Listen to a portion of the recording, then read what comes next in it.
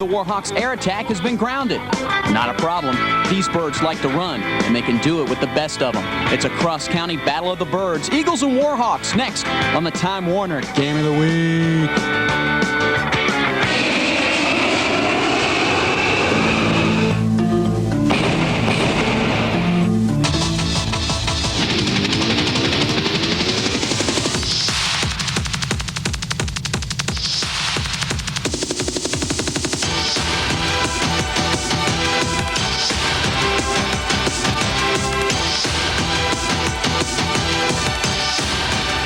Warhawk Stadium in Seminole. Time Warner Sports presents high school football.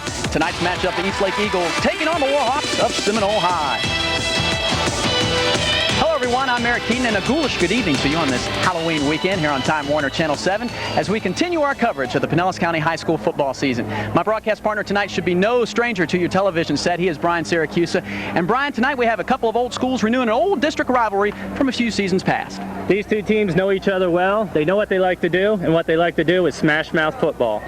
The East Lake Eagles are coached by Tom Keeler. They enter tonight's contest with a record of 4-3, and they're coming off a huge victory over the Lato Falcons. They started out with 2 district losses, came back 1-2. Next week they're at King for a chance at least second place in their district. As Brian says, the East Lake Eagles love to run the football up the middle, but they also have a guy who can take it to the outside. It's Jorma Bailey. Jorma Bailey started out on the defensive side of the football. 2.5 games ago they flipped him over to offense. 500 yards later, looks like Keeler made the right decision. On defense, the East Lake Eagles have probably the best defensive interior lineman in the county. He is the senior, Nick Romeo. Nick Romeo is a man-child. This guy is huge, physical. He's going to play most of the game in Seminole's backfield. The Seminole Warhawks are coached by Sam Roper. They enter tonight's contest with an identical record as the Eagles of 4-3. However, Brian, they're out of the playoffs, but tonight it's homecoming. Keeler said, I'm scared every time I go down to Seminole. It's even worse, though, when they're playing homecoming because they play better. The Seminole Warhawks offense is slightly one-dimensional. They have a key running back. His name's Dion Brown. He's very underrated, Brian. He's underrated, but he's exciting. He's a straight-ahead back, gets in the hole and gets by his man. He's gone. We'll stay with the offense. If the Warhawks happen to put the ball in the air, you can pretty much bet Armageddon setting in. But they do have another guy who likes to run it. He's Loman Dorsey. Loman Dorsey gets his touches, even though he's a wide receiver at the running back position. He's a different kind of back. He's a pounder, and he's a physical back.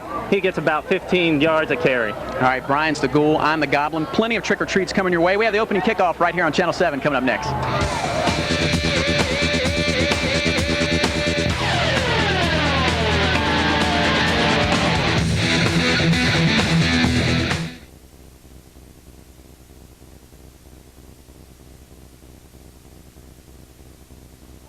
Welcome back to Warhawk Country, where tonight the East Lake Eagles are taking on the Seminole Warhawks. It's homecoming here tonight at Seminole High School. Let's go down on the field for the customary coin toss with our referee, Mark Swoboda.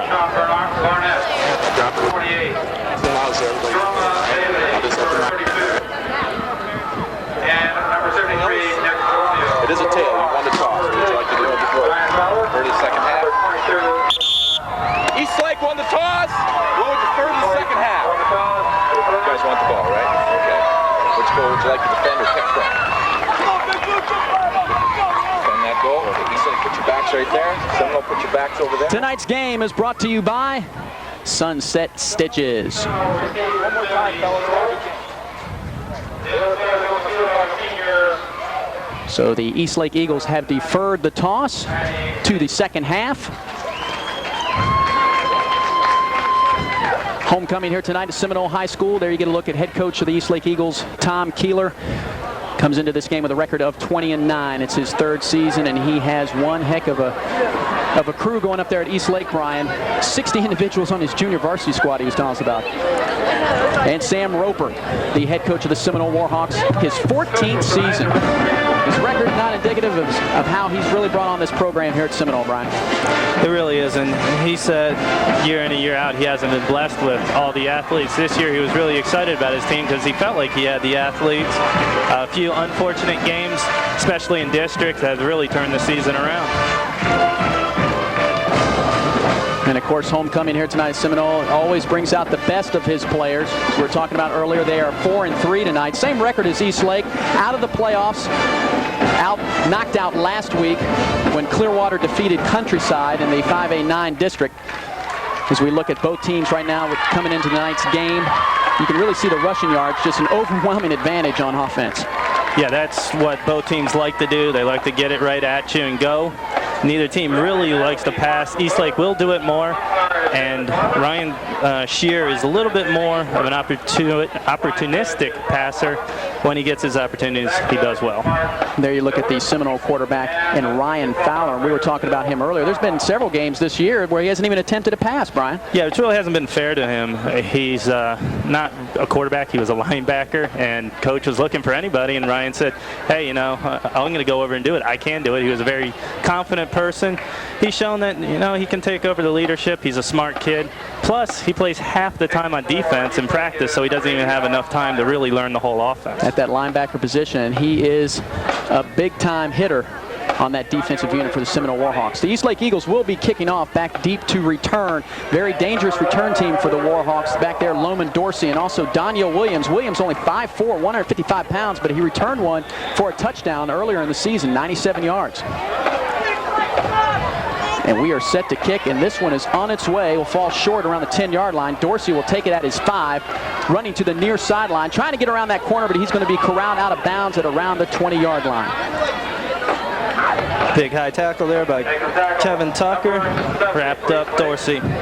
The offensive unit of the Eastlake Eagles, of the Seminole Warhawks, Ryan Fowler, Brian Clayman, Dion Brown in the backfield, Loman Dorsey, Williams Wilson are your wide receivers. Daley Douglas, Pressler, Morris, and Matt McAllister. Pretty big offensive unit up there on the offensive line, Brian.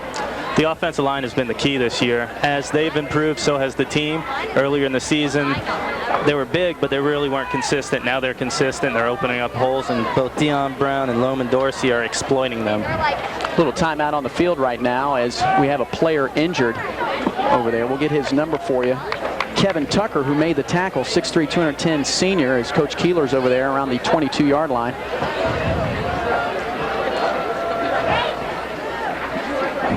The Eagles start on defense up front.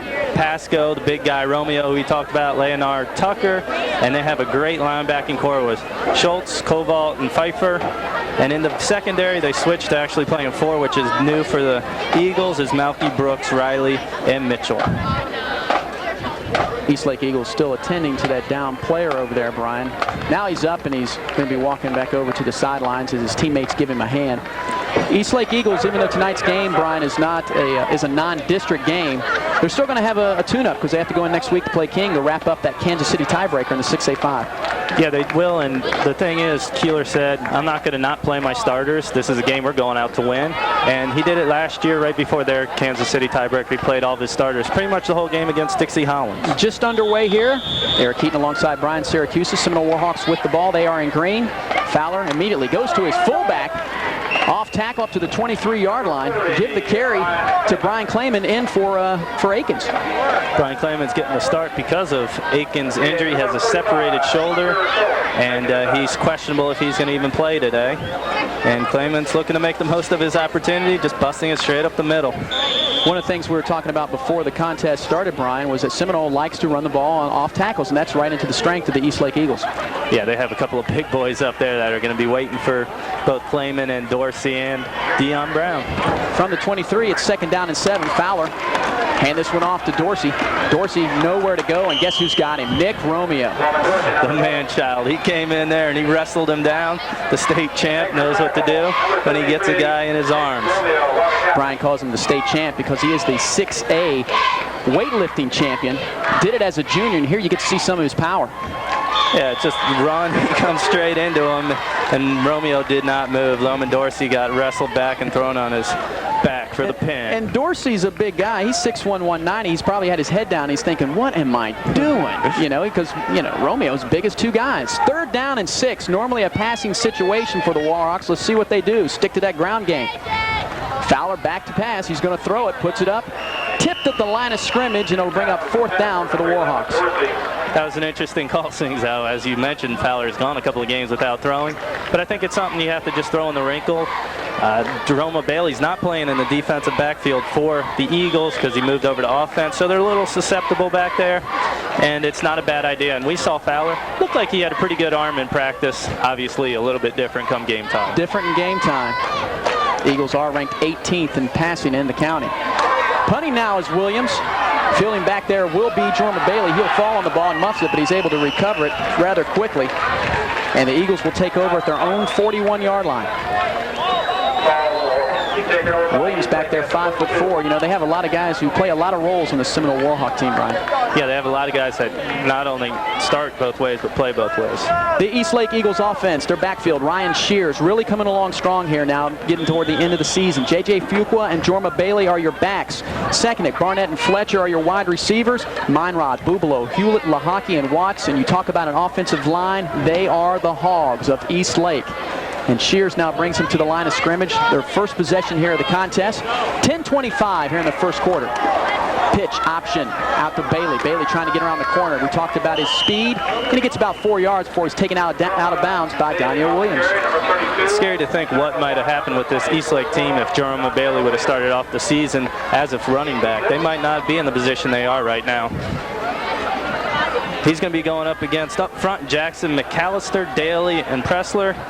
And the linebacking core of Wilson, your quarterback, both on offense and defense, Fowler, Clayman, and in the secondary, Williams, Elliott, Dorsey, and Bentley. 2nd down and 6 for Ryan Shears. I formation, Fuqua and Bailey. He'll get the pitch again, trying to go off tackle. Just moving his feet and getting yardage. Doesn't look pretty, Brian, but he picks up 4 more. He'll bring up a 3rd down and short yardage situation. Nobody's ever going to accuse the Eastlake Eagles of looking pretty. They're basically throw the ball back, everybody run, even the quarterback, let's go block, and just run it down their throats. And that's what they did. And they go 2, 3, 4 yards of carry. They'll break a big one here and there, but they're happy and contented running the clock, And their coach is happy. I formation again, 3rd down and short situation. Fuqua right up on the heels of his quarterback, and he'll take the handoff and go left off tackle before being brought down by the opposing quarterback, the linebacker Fowler, who we were talking about, Brian. Fowler is a tremendous talent, and what his coach said is it's an unfortunate situation that Fowler does have to play quarterback, because if he strictly played linebacker, he might be the best one in the county, and that says a lot because there are a lot of good ones in the county. Clock is moving. We're approaching 9 minutes left here in the first quarter, and the Eagles are on the move. They picked up their first down on the contest, and they're in Seminole territory at the 45-yard line. Receivers set to the top and near sideline. But once again, it's the I formation. Shears are keeping on the ground. Had some penetration that time by the Warhawks, and it is going to get to Jorma Bailey as they wrap him up. Maybe a 1-yard gain. In on that tackle, Brett Jackson and a couple other Seminole Warhawks. It was a play that was slow to develop. Bailey takes the handoff. He really never gets started. And a swarm is in there, as you said. And leading the way was Pressler and Bobby Wilson. Wilson. Big 5'11" junior. A lot of young guys on this team. Seminole only has about 11 or 12 seniors. I formation, 2nd down, long yardage. They'll pitch it to Bailey. Bailey's got a lead blocker in front, and he gets a good one, but he's tripped up from behind, and he'll fall forward near the 40-yard line. Give him a gain of 4 yards. It'll bring up 3rd and long. Albert Lehockey was leading Bailey on that play. Problem was there was too many Seminoles out there at the point of attack. He gets a nice little pole block here. He kicks him out, but he cuts it upside. He actually trips on him, and then a couple Seminole Warhawks just fall on him. Matt McAllister, that's a big person to have fall on you. 6'4", 285 pounds. He's a senior. It's one of the guys that Roper really wants to step up in this game. Says he could be better than he is, and look for him to have a big game. 3rd and 6. They'll pitch it back to Jorma Bailey. Bailey's going nowhere. Stood up by Fowler, and also over there to make a hit on him was Paul Bentley. One more time, nice defense. They know what they're doing. Why not? Blitz, little run blitz. You have your quarterback waiting there. Ryan Fowler picks him up, throws him back for a loss. He just kind of picked his way through the defense on that play. And look for next year, Ryan Fowler to play strictly on the defensive side of the ball, and that's when he's going to dominate. Coach is looking to try to hopefully get somebody else that can play quarterback for him. On 4th and 6, Eastlake says, all right, you're going to have to stop us. I formation, Shears under center. He's going to drop back for his first pass. Throws it out there to Michael Mack. Mack puts a move on his defender, still on his feet. It's going to be brought down at around the 27-yard line. It'll be 1st down for the Eagles. First pass, first completion for Ryan Shears. Like I tried to say earlier, he's opportunistic when he gets his opportunities to throw. And here he drops back, a nice little throw, his big target. Michael Mack comes in, makes it, and it looked like Clayman was going for the strip there.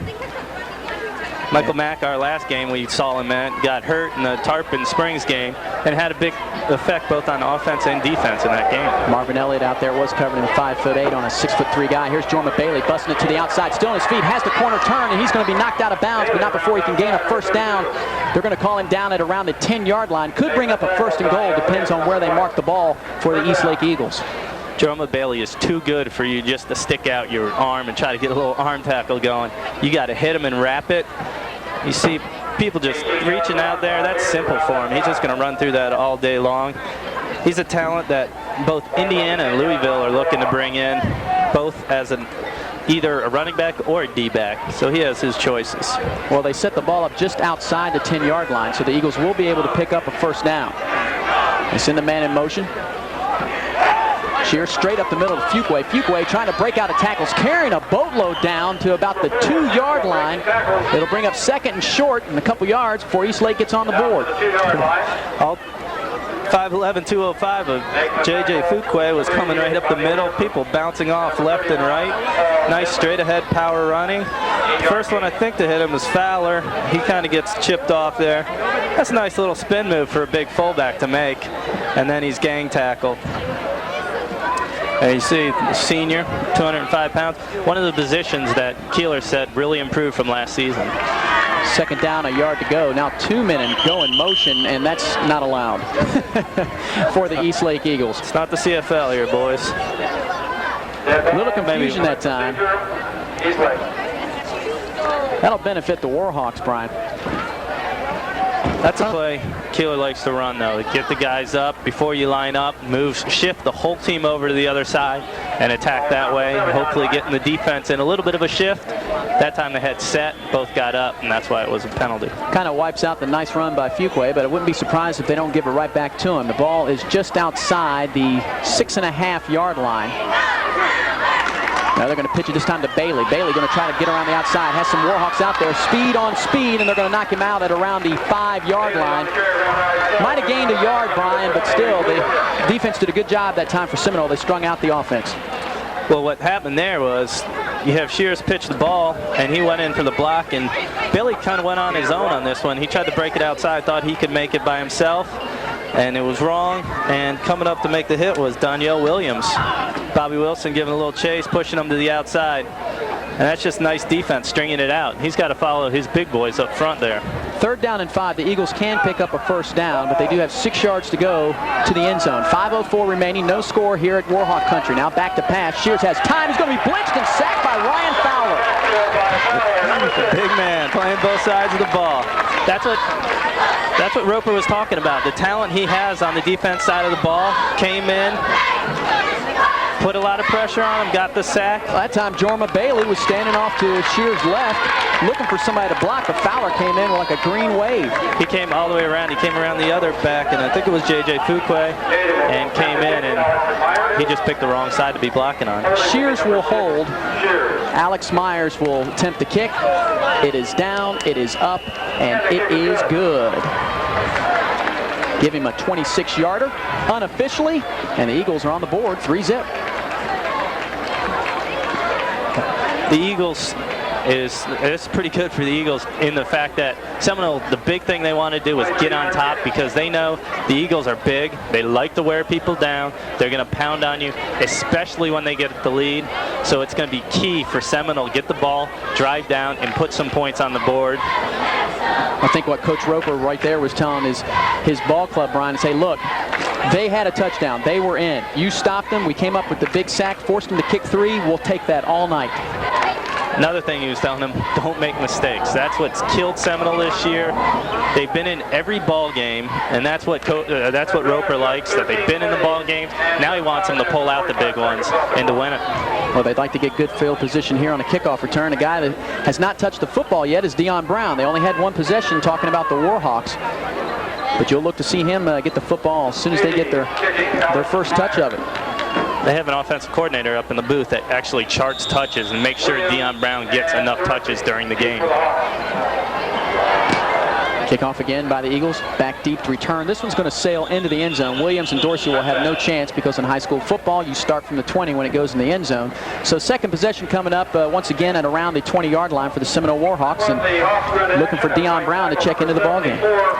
I wouldn't be surprised if he gets the first touch in this series, just to get him involved, just to see if they can break one. The problem is they're not good at the toss sweep. Nobody on Seminole really runs the toss sweep well, and that's where you can exploit Eastlake, because up the middle, Eastlake is solid, they're big, and they need to get to the outsides. We'll see what happens here if they go away from their normal strategy. Both Brown and Emmett Akins are on the sidelines. Now the handoff is going to go to Williams. Williams trying to find some room, and he's going to be buried again by that big defensive front. I don't have to say his name. He wears 73, and he's Nick Romeo. And he should be taking up most of your screen right now.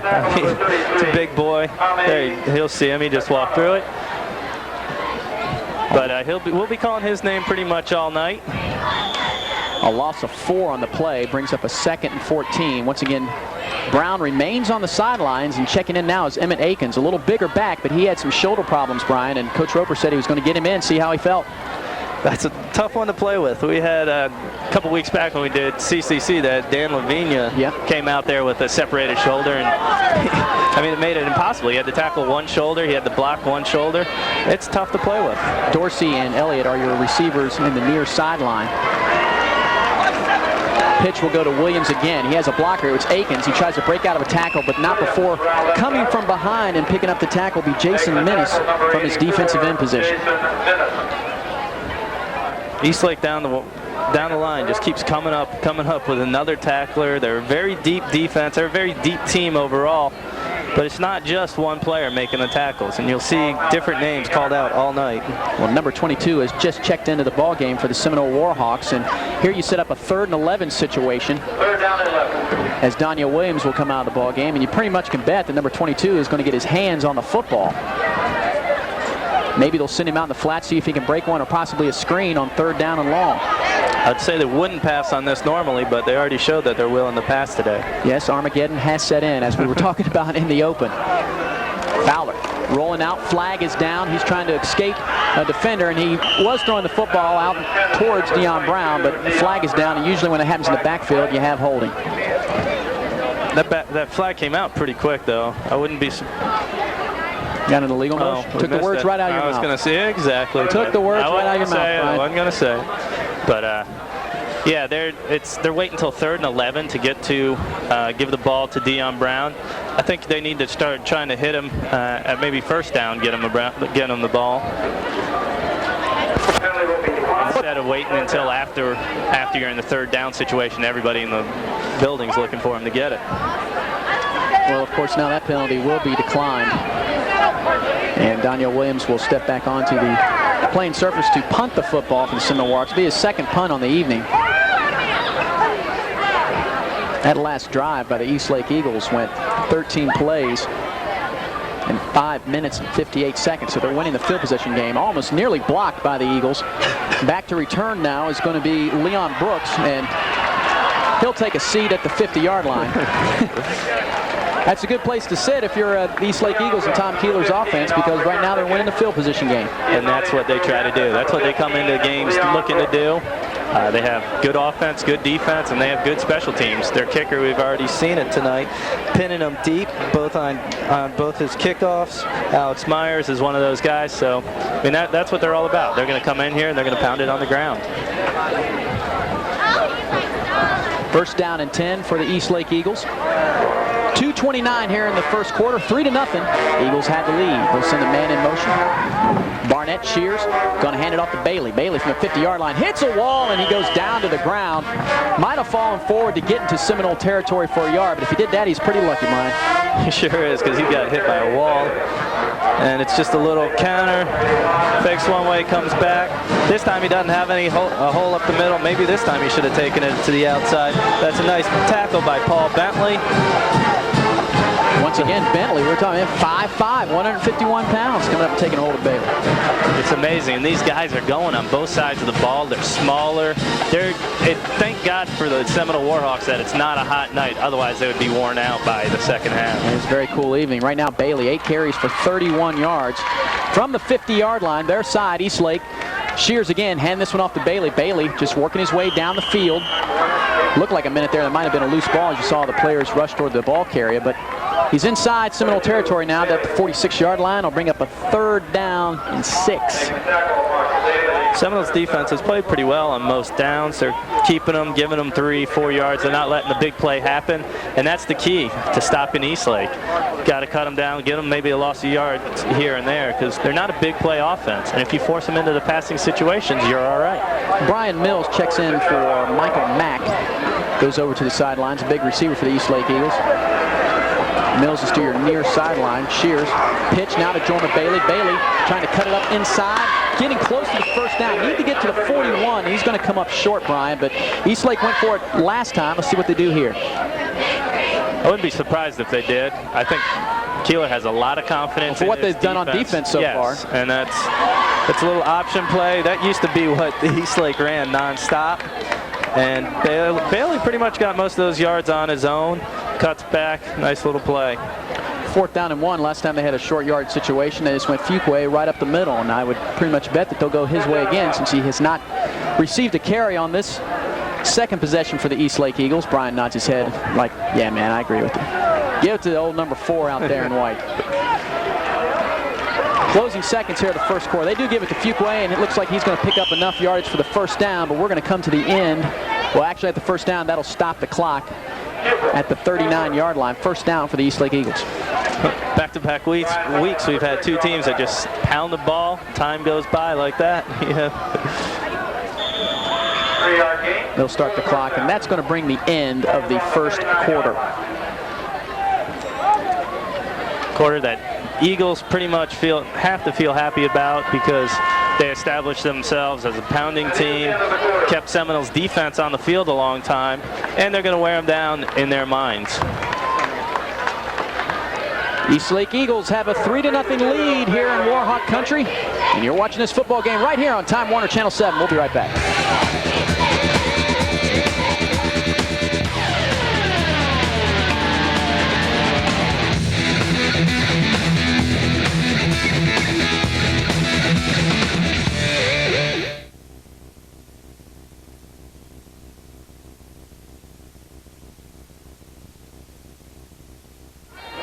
Welcome back to Seminole High School for the Time Warner Game of the Week between the Eastlake Eagles and the Seminole Warhawks. Eric Keaton alongside Brian Siracusa. We are at the start of the 2nd quarter. Eastlake has the football just inside the Seminole Warhawks 40-yard line. Now here's this is going to be a lateral now to Jorma Bailey. He's going to try to get outside. He's not going to get much. He's going to be pushed out of bounds over there by Marvin Elliott and also Bobby Wilson. It looked like that was his checkoff. His first read was down the field. Yep, you're right. But what's interesting about that is this game means a lot to him as a team, but not as much as next week's game against King. Why not try to throw the ball? Shears has shown that he has the ability, and when he gets to throw it, with 22 for 56 for 332 yards and 3 touchdowns, why not open it up a little this game? 2nd down and 8, I formation. Shears got a quick hitter, and now they go in with the flea flicker, the hit and pitch, and Bailey looks like he's jogging down the sideline. He's going to be knocked out inside the 10 and around the 9. Had a problem getting that one out, the old hitch and pitch there, Brian.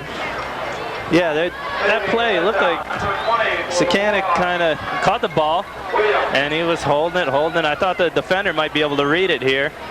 Yeah, he had that out. Then about right here, Bailey started to jog. Yeah, Marvin Elliott didn't really read it, and then a nice little tackle there by Danielle Williams, who's been all over the football field already.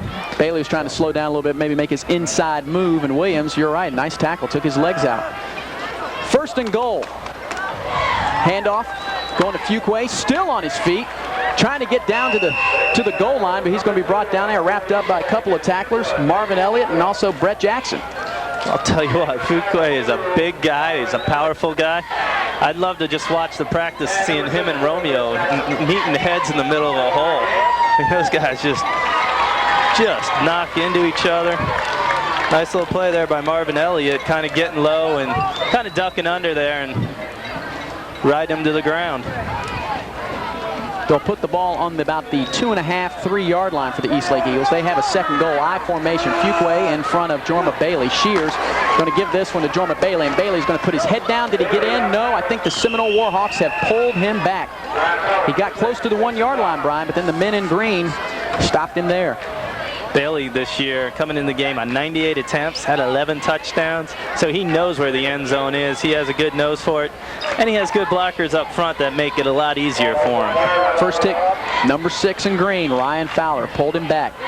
Like I was saying last week, you know, when you have those quarterbacks out there going both ways, you get Chris Myers for Clearwater, like a pitcher helping your cause, getting a base hit. Yeah, and also straight up the middle, Fuqua going over top, he's got the touchdown. East Lake puts 6 on the board, and they'll extend the lead to 9. Extra point coming up. That's just power football. Saying, we're bigger than you, we're going to push you back, you stop us. And you saw in there, Nick Romeo, who doesn't normally play on offense. He plays maybe 1/3 of the series. He was under that pile, along with big number 74, Brett Jackson, Chris Watts. Myers will try the extra point. It is up and good. 10-0. East Lake on top. Fuqua scores his 8th touchdown on the season. And the Seminole Warhawks will get their 3rd possession coming up. They got a lot of points to make up, down by 10 here on their homecoming night. And you're watching it right here on Time Warner, Channel 7.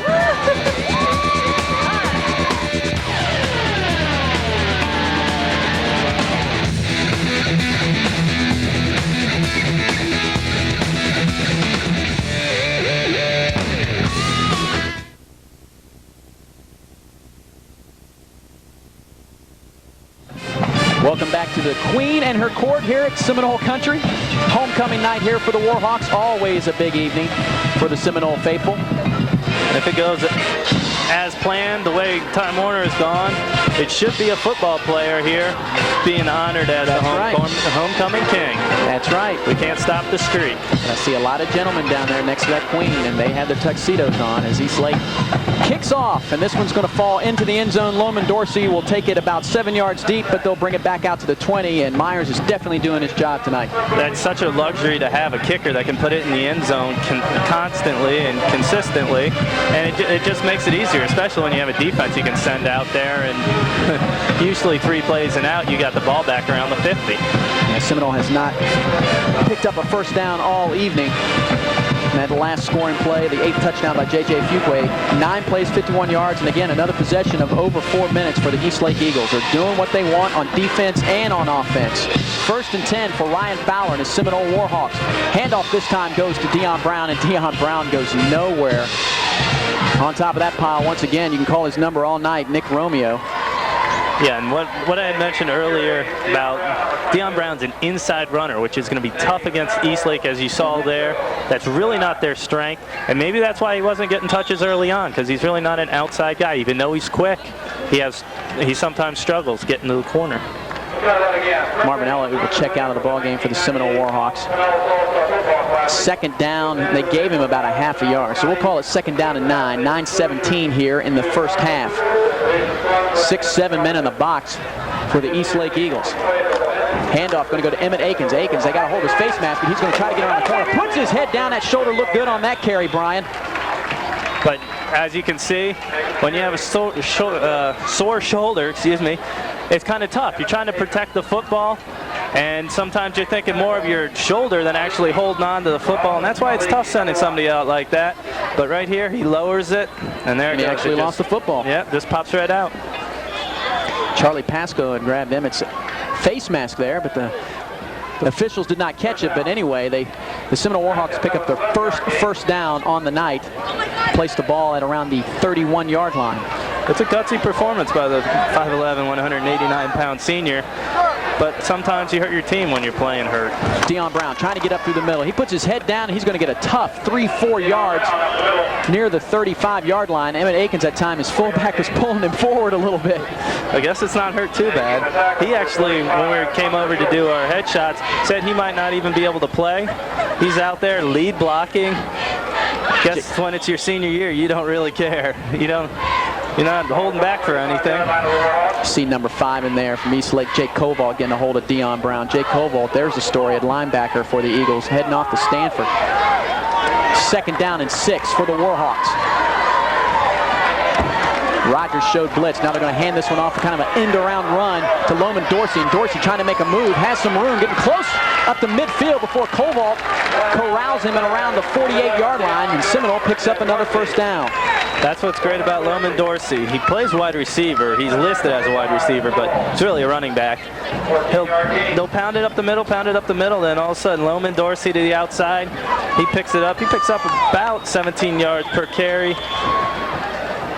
That time, Justin Douglas, Brian, picking up a pretty good block over there on Hunter Schultz, the #1 tackler for the East Lake Eagles. Hunter Schultz has quietly taken over the lead on this team. He's one of the guys who just goes and does his job. First down from the 48-yard line. They give it to Akins. Akins up the middle, and he is going to be stood up and stuffed. Nick Romeo, one of the lead stoppers in there. They're going to give him a carry of about a yard.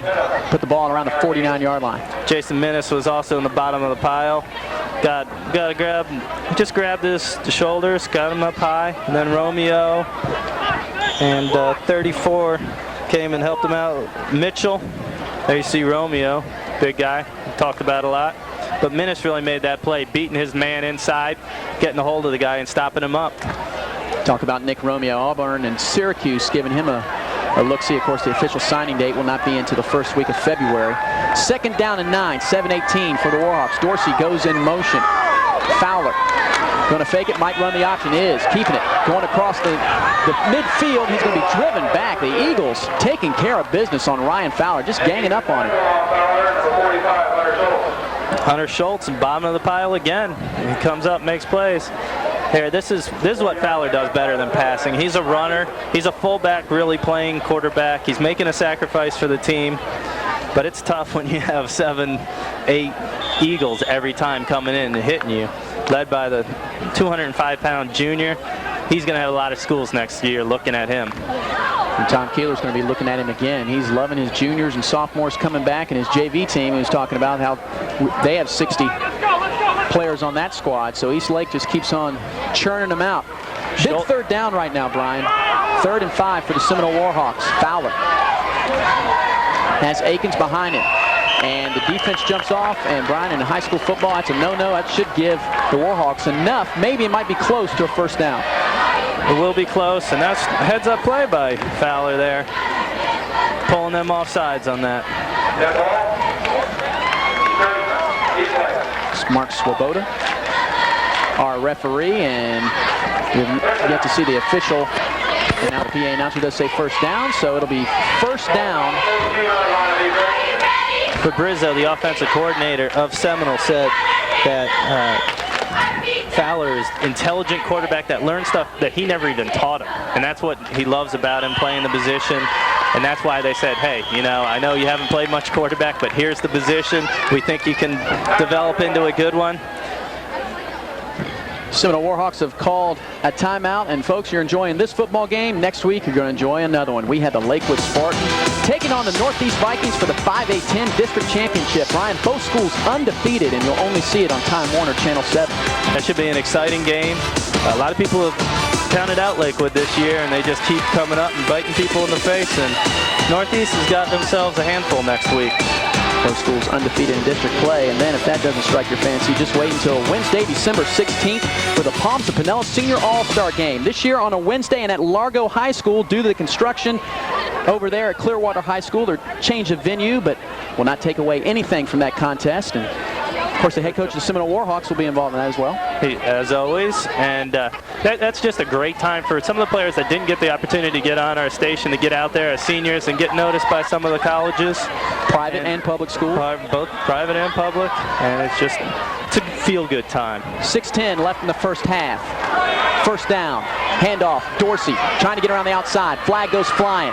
Dorsey goes flying out of bounds at around the 30-yard line. Might have picked up a first down, but we do have a marker on the field. And the way that play kind of developed down the sideline, I wouldn't be surprised if you have a holding on the Seminole Warhawks. That's pretty good, Brian. 2 for 2. That's I'm right. going to quit now. Now you probably get a wide receiver out there trying to get his block. Take another look at it, Brian. On a play that develops like this, it's kind of a slower play. It makes it hard, and you're blocking for a while, and you kind of slip around and you grab onto somebody. We didn't see it on that play right there. Might have seen a player in green. He was already down on the ground, and the defender was in front of him, so they might have the infraction had already happened before our cameras had picked up on it. I'm not saying it didn't happen. I'm just saying we didn't see it on our cameras. You're right. Right. All right. We had that talk with the officials beforehand. They sought us out. Yeah, and they were right. First down and a long 18 yards for the Seminole Warhawks. They're pushed back around midfield again. Looked like a play action, but now Emmett Akins has the football, and he's got some running room. He's getting inside the 40 and loses the football, and it's going to slide out of bounds, and the Warhawks should maintain possession. But Akins lost about 3 or 4 yards on that carry. Once again, that's the second time he's lost it. And Brian, you had pointed out it may be that sore shoulder. Yeah, he came around the corner. It's a good gainer here. He's going to still end up picking up about 5 on the play. It was about 15 yards down the field. And here, that's just a good hit. Yeah, helmet on the football. You really can't blame that one on the shoulder, but it's still in the back of his mind. Whenever you play with an injury, you usually end up with a different injury, or else you play a little bit sloppier than normal. That was Lerone Mitchell coming in. They give Akins a gain of 5. It'll bring up a second down and 13. 5:52 here in the first half. Seminole Warhawks down by 10. Touchdown by Fuqua and a field goal by Alex Myers. Fowler under center. Back, looked like he was going to do the draw again. Setting up the screen this time to Akins. Akins trying to get rid of Jake Koval from behind. He slips another tackler, still on his feet, puts his head down. He's going to be knocked out of bounds at around the 42-yard line. He's going to pick up a gain of about 8. That was a great individual play. I hope he didn't hurt himself again here. That would be bad, but look at Koval came around the 3 blockers and blew up the play, but then Atkins made a great play himself, beating him to the outside.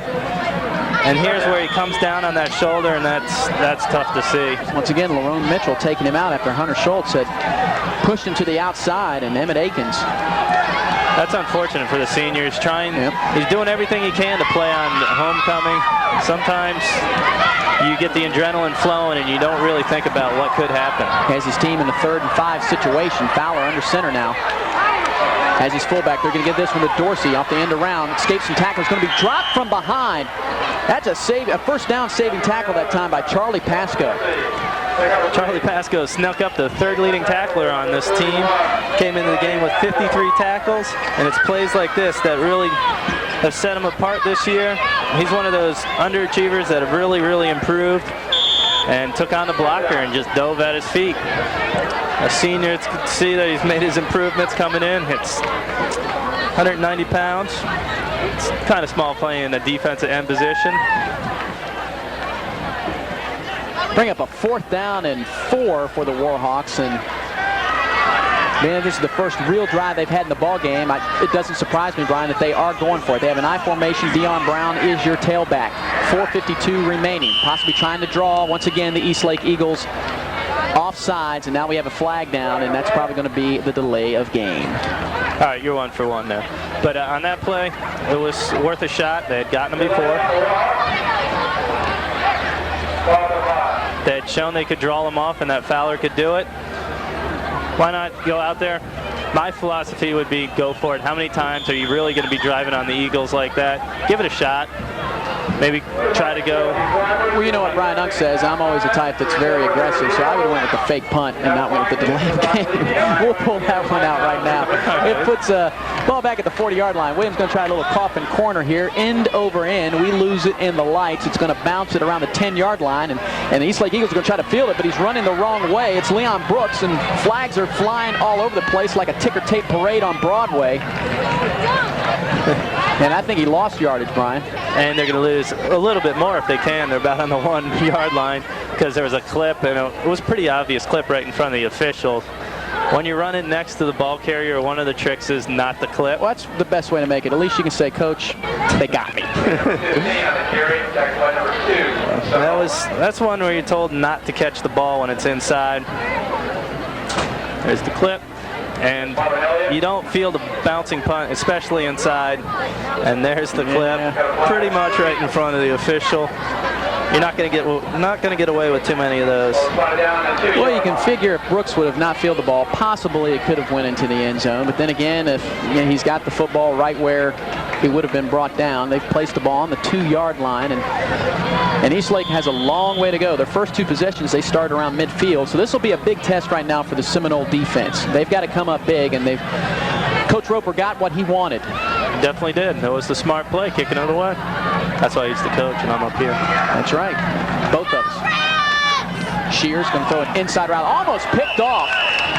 Deion Brown that time, showing you why I like to call him prime time, Brian. He can play some defensive back, and he can run you the football. And that time, he reads the slant pattern coming inside. He just sat on the slant route. He broke on the ball before the wide receiver did.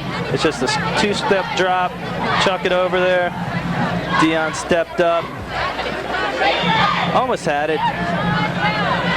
Oh, it looked like he had maybe a little early contact there. Second at 6'2", and you have Browns only at 5'6", so they're going for that height advantage here. Looks like an inside handoff to Fuqua, and all kinds of problems down there. People pushing each other around. I tell you, two physical teams going at it, Brian. Well, it's looking through this glass and seeing that far, it's kind of tough, but the way we can tell who's running the ball, when you see a pile of about 6, 7 Seminole guys moving the other way, you know Fuqua is under there churning his legs and getting those yards. I'll tell you what, he refuses to go down. And Fuqua and Jorma Bailey, pretty good 1-2 punch for the Eastlake Eagles. They have been, and it's unfortunate really that Bailey had to go over to the defense side of the ball early in this year and take away from his offense. 3rd and 6, Brian Mills to your short sideline, and looked like Shears was going to go that way. He picks up a block, now he goes back the other way looking for the receiver, and Loman Dorsey might have picked it off on the tip, and he did. Dorsey comes up with a huge turnover, the first in the ball game for the Warhawks. Loman Dorsey finally gets to play wide receiver this year. He got himself his first catch maybe this season. It was a great play, a little high pass by Shears. That's a tough throw getting it out of there. And he just picked that off the ground. That's just great concentration. And the pressure by Clayman here causes the high throw. Through big 90, Mike Lichtenberg's hands. And shoestring, oh yeah, he's posing for the picture. Loman Dorsey, that's a picture his father would be proud of, a former Warhawk. Down 15-yard line. Brings up a 1st and 10 for the Seminole Warhawks. Obviously their best possession all night. You mentioned his father. His father is Kevin Dorsey, who played back in the 70s and was both the punt and kickoff return leader here, 4 touchdowns. Ball is placed just outside the 15-yard line of Eastlake.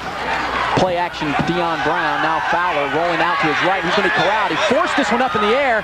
That's dangerous. Actually, it's complete to Clayman. He caught that in a crowd.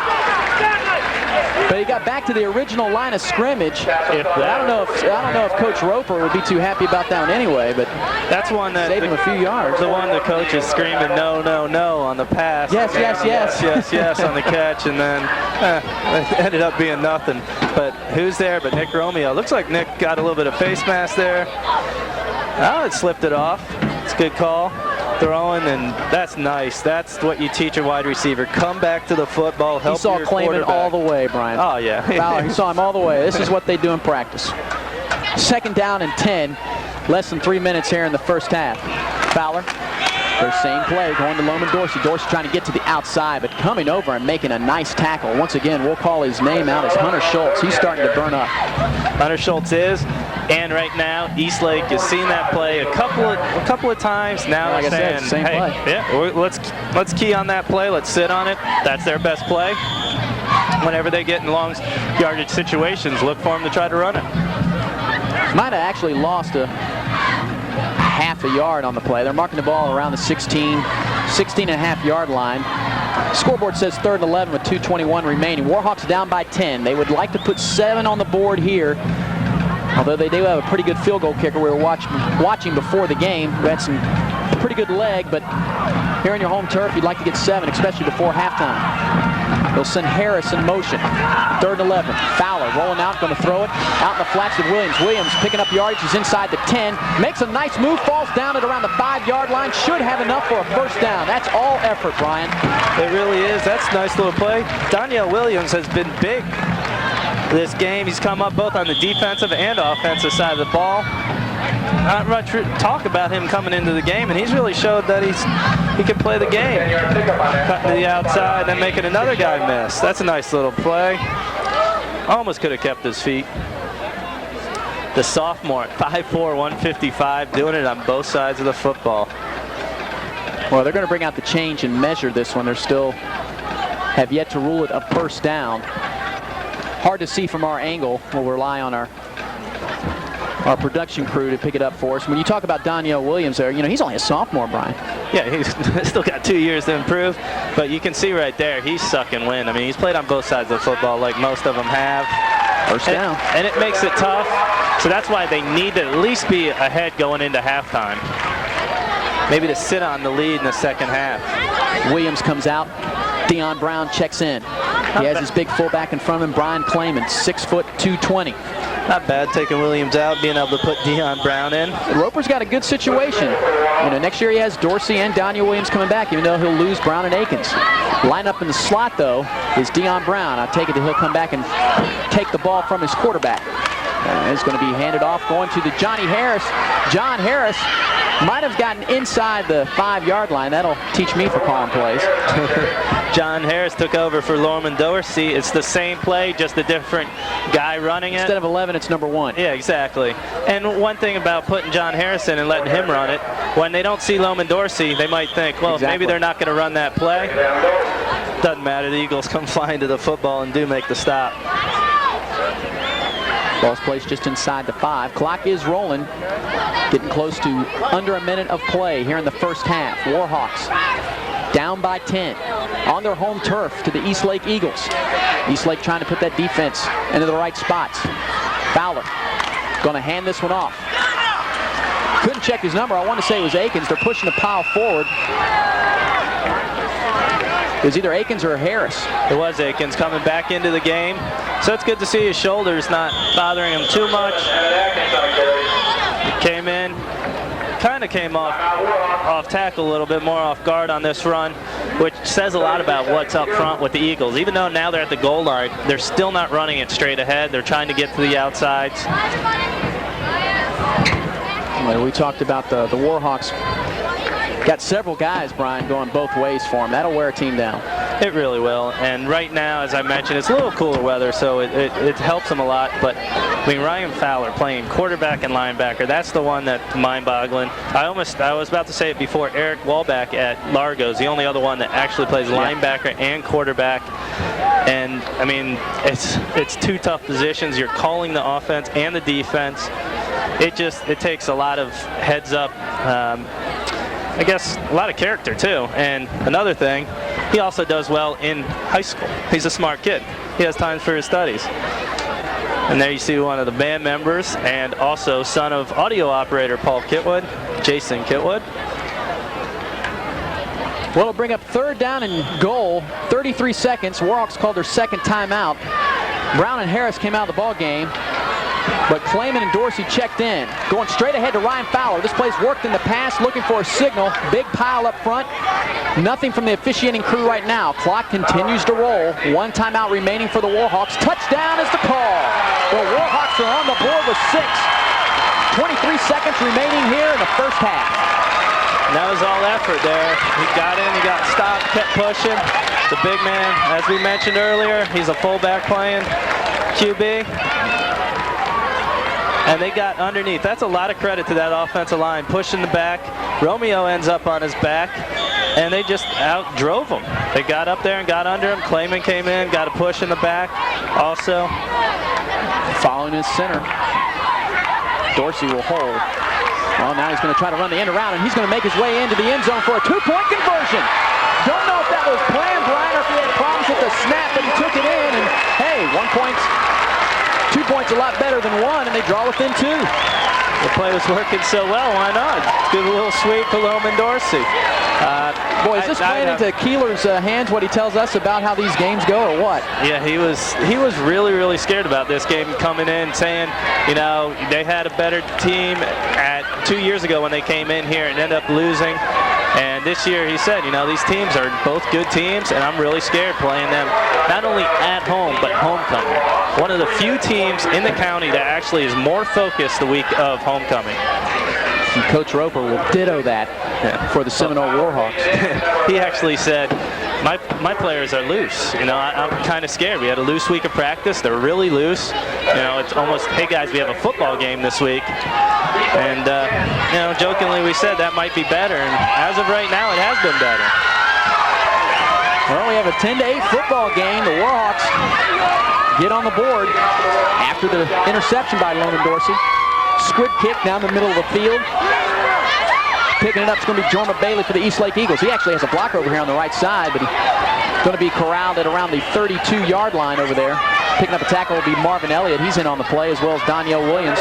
And the Eagles will have about 17 seconds, but since they get the second half kickoff, I would bet, Brian, they're just going to take a knee.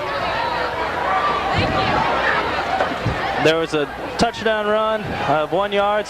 It was all created by the turnover. A great play by Loman Dorsey as he picked off the Ryan Shears pass.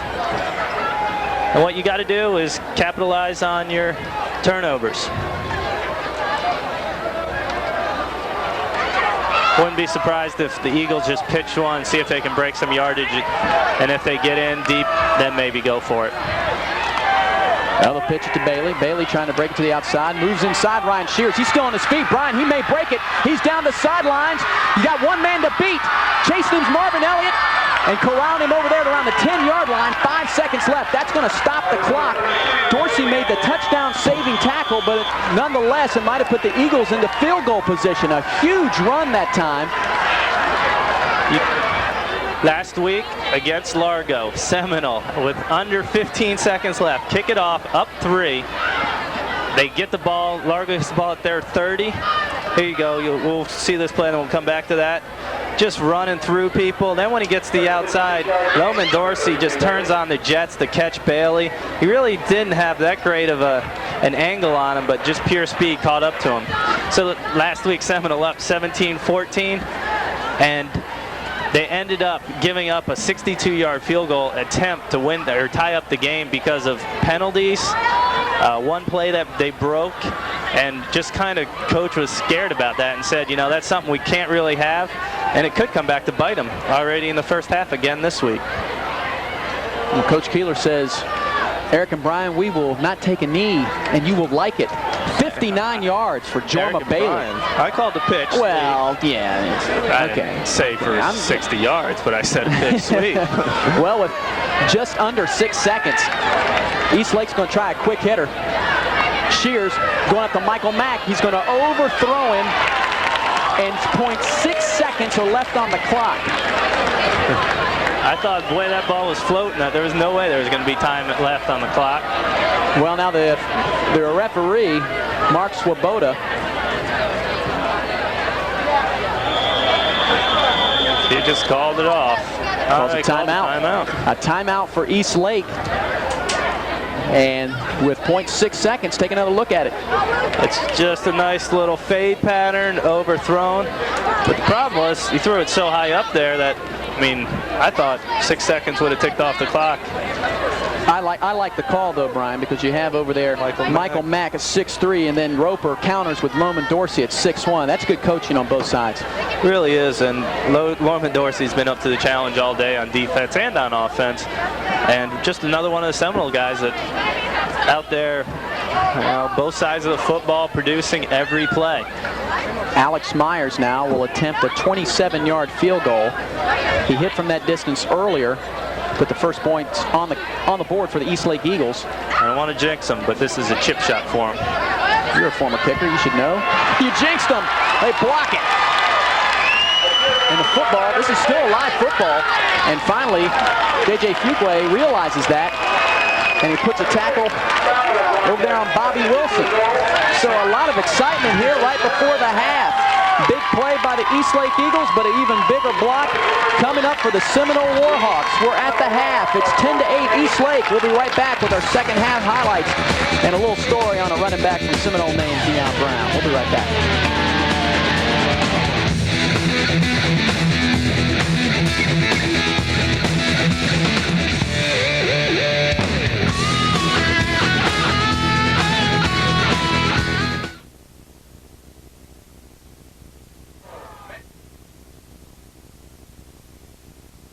Welcome back to Seminole High School, where the quarterback Ryan Fowler has put his Warhawk team within 2 points of the Eastlake Eagles here on homecoming night for Seminole High School. Well, when you talk about the Warhawks, as I said, they are one-dimensional and running the football. Loman Dorsey, Danielle Williams, but their main guy, I like to call him prime time, he's looking for some carries tonight, Deion Brown.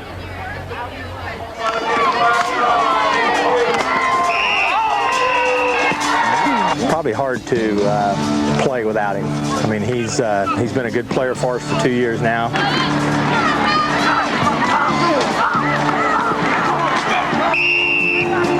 I think this year he really come into his own. I think that's the style of offense that we're running that's more conducive to what he can do with the football. I think pound for pound, he's probably as good as any running back in the county. Deion Brown. He's the Seminole Warhawks primetime player and Coach Roper's go-to guy. That's it. He's good at making his cuts and getting up in the hole. He's done a great job of holding on to the football this year and not having turnovers, and that's helped. A 22-year burden of not making the postseason doesn't help. Seminole's drought is the longest of any Pinellas County public school. And with 3 games left, Coach Roper's focus is on next season and helping his players like Brown reach their goals. We're going to find out what kind of character this football team really has. And with, Deion stepping it up and knowing that this is, he's got 3 weeks to, prove something. And I think he would, like to have 1,000-yard rushing this season, and I think that can happen. After a 559-yard season as a junior, a 1,000-yard campaign is Deion's prime target. I haven't got to the 1,000-yard mark yet. That's what I'm really reaching for. With 3 games left, Brown needs to average 107 yards a game. Coach Roper says his tailback is under no pressure. I don't think it's any more pressure, and I think what a lot of teams, hearing from the other coaches of the opponents that we played, Deion has I don't know if they've given him the respect that he really deserves. And, he's been the guy that, he's broken some games open for us because they're not expecting him to do what he's capable of doing. Not really. They think I'm just a little short guy and can't do anything. Even though Brown is averaging 8 yards a carry, the trend of getting no respect will continue next week when he faces the #1 rush defense in Pinellas County, the Clearwater Tornadoes. And Ryan Fowler hands the ball off to Deion Brown, looking like Deion Sanders. Look at this nifty run. Deion also plays some defensive back, but he'll tell you he's no prime time. I've called you prime time, but do you consider yourself prime time? Well, not really. So it makes me look like I have the big head or nothing like that. So I don't consider that. Consider giving this humble running back some respect as one of Time Warner's primetime players.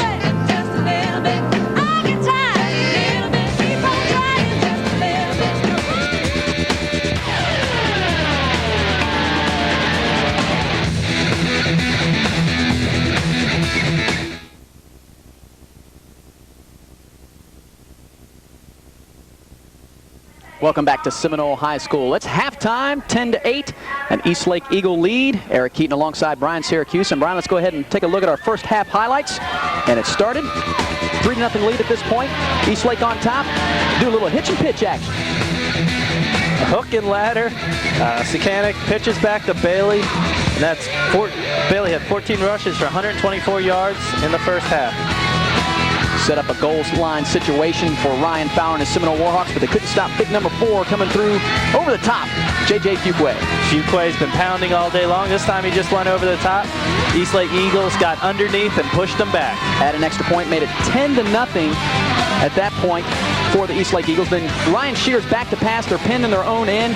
He's going to throw this one up. A little controversy on the Loman Dorsey interception. There definitely is. The ball looks like it might have tipped the ground a little bit. He sold it. He acted like it was an interception. That's what you do. And then Ryan Fowler couldn't stop Fuquay, and they couldn't stop him here as he goes in from 1 yard out on the quarterback keeper. Made the score 10-6. They had a 2-point conversion, 10-8, Brian. There you go. This play, Seminole got underneath the Eastlake defense and pushed him back, got him right back. And you look at the story of this game. I mean, you had Eastlake went down on a 59-yard run by Jorma Bailey with 5 seconds left. Tried to add a field goal, but they couldn't. So Seminole's defense comes up big, and really the turnover, the big story in the first half, kept Seminole in the ballgame. It definitely did, and you have to, once you get that turnover, go in for the kill, and they did, and they got more than just a touchdown. They got the extra point, or a 2-point conversion there. Future goers to Seminole High School, and there you see your homecoming court here in Seminole country. We're at halftime, and we're going to come back with your second half action. We'll be right back right after this.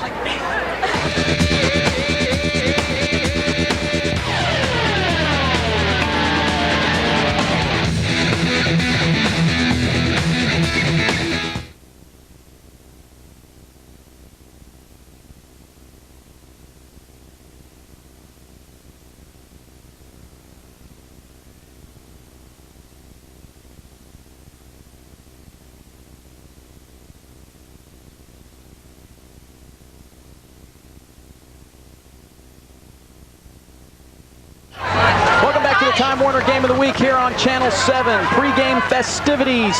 SOCOM unit jumping out of a high-altitude low opening, bringing in the Seminole colors before the game, Brian.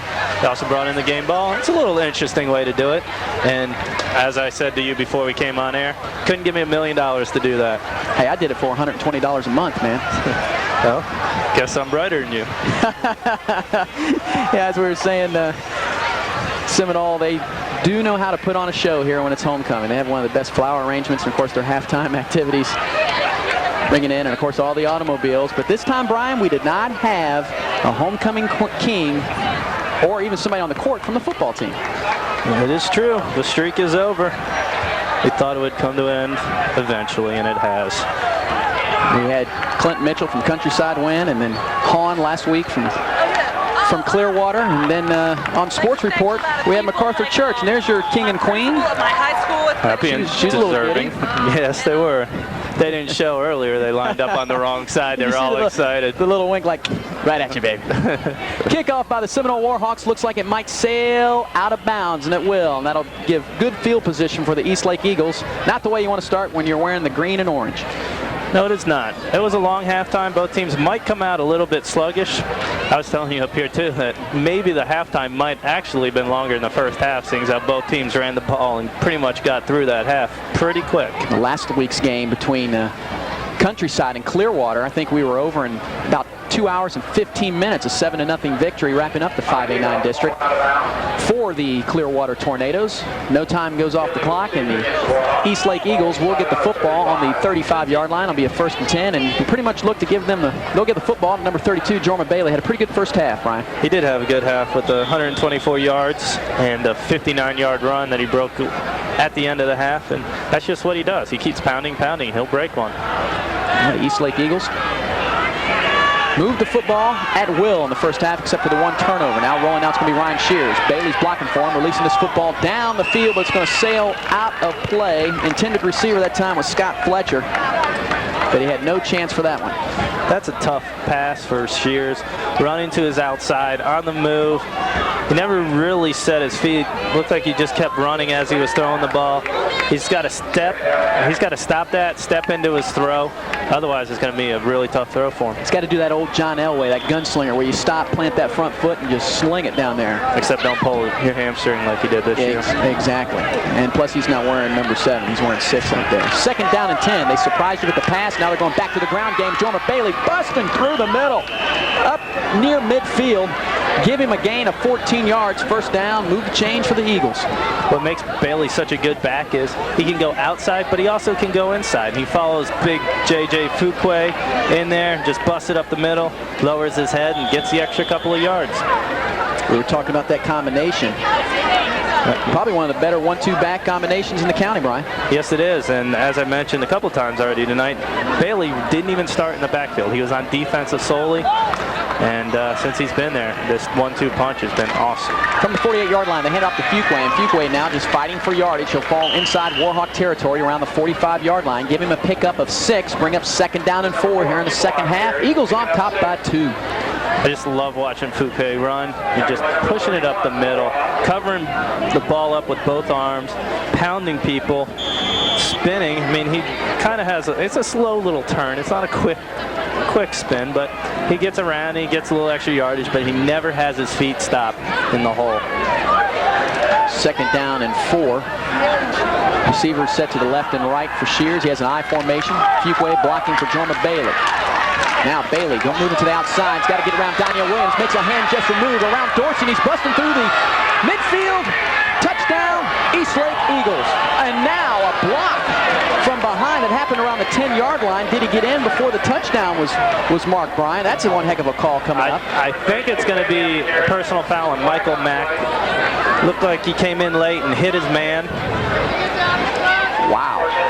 That was a silly foul. The guy was already about to cross the end zone. It happened simultaneously. It pretty much did. And, I mean, it was not needed. The play was over. And one more time, they bring out the center, Lee Hockey, to pull. He didn't really even get a block, and Bailey, just a nice little cutback. He used this move 3 times, and there's 4. And then he's into the open field. Well, they are calling the touchdown back. I mean, he crossed the goal line, and you could see the officials' hands being raised. And about that time, the flags went flying, and you heard the gasp from the crowd, not for like, oh, he'd scored, but for the hit. That's unfortunate for the senior. Midfield. Didn't need the block, didn't need the extra stuff going on. And it's just a silly penalty. We saw it in the Tarpon Springs game when we did Eastlake. It was just a little too much emotion from this Eastlake team, and they're killing themselves. Folks, when I say I had it around midfield, I mean the center part of the field, in between the hash marks. Eastlake picks up a first down anyway. It's on their 30-yard line, on the Warhawk 30-yard line. They send a man in motion, and now flags go flying. Possibly too much time. I think Eastlake shook up themselves on that last play, Brian. I think they might call him for acting like there was a start of the play, the way he shifted, because he was already set. You are the man. I really got to quit now. That's a new little call. When you pull off the line of scrimmage like that, you're basically saying that you're acting like the play is about to start, and instead he just pulled and went. Lichtenberg and Mills check into the ball game for the Eastlake Eagles. They'll lose 5 on the penalty, bring up a 1st and 15. The big penalty, though, the 15-yarder, took 6 points off the board and a chance to double up the Seminole Warhawks on the touchdown run by Jorma Bailey.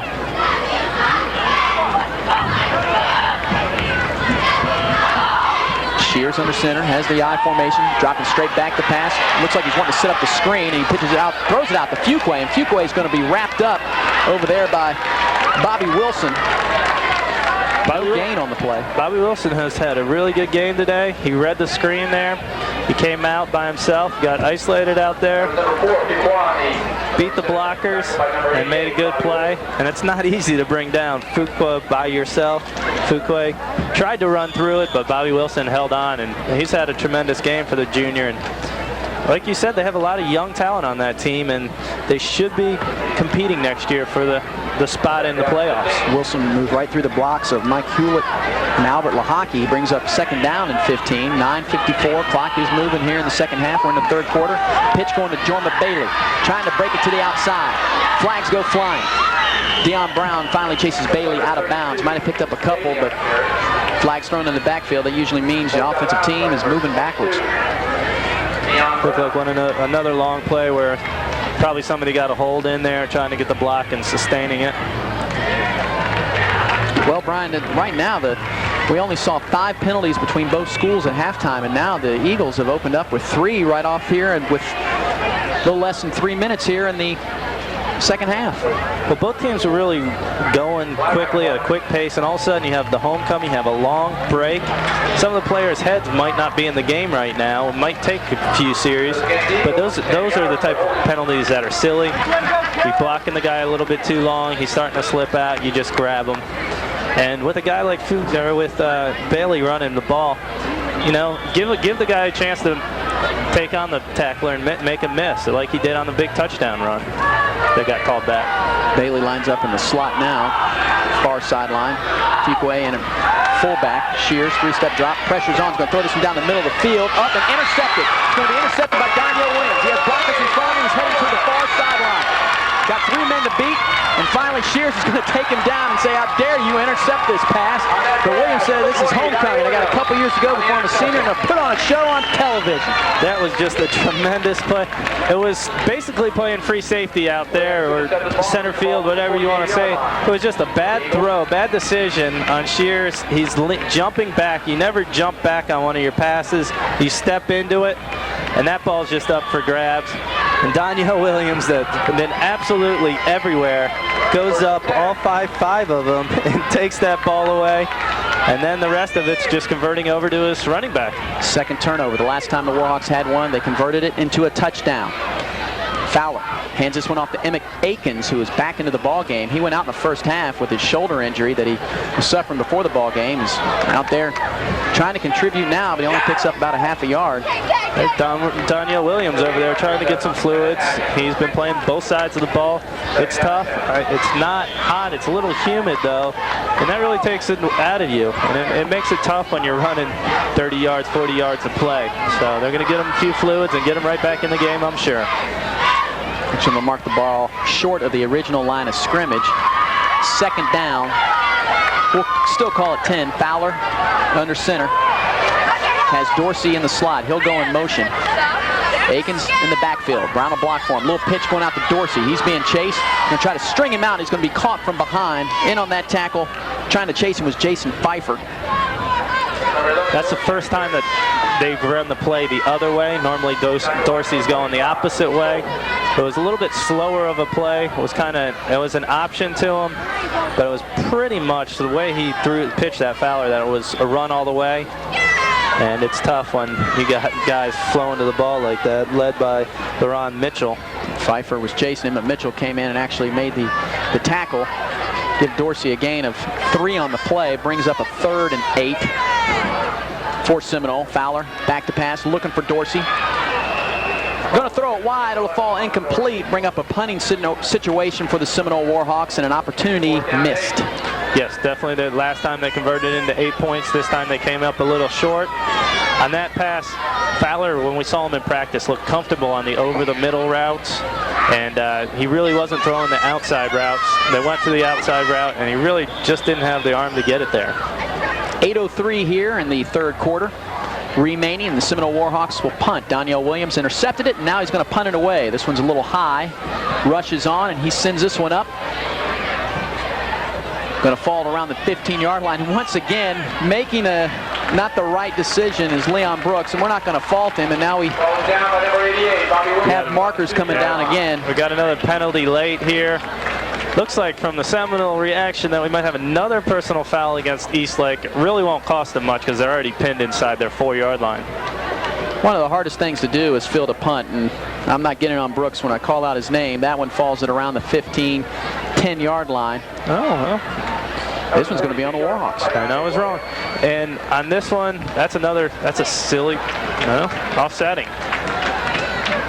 Both had penalties on this play. You see Brooks thought about coming up and getting the fair catch there, Brian. Sometimes it's better to be safe than sorry, and I think that's what he was playing. He thought maybe if he was going to run up and get that ball, he might boot it, and instead he said, hey, I'll let our offense fight it out of there if they have to and not make anything stupid. Well, the officiating crew looks like they're sending the Warhawks back to the line of scrimmage and around midfield, so it looks like we're going to have an old Billy Crystal do-over, as you were saying, Brian.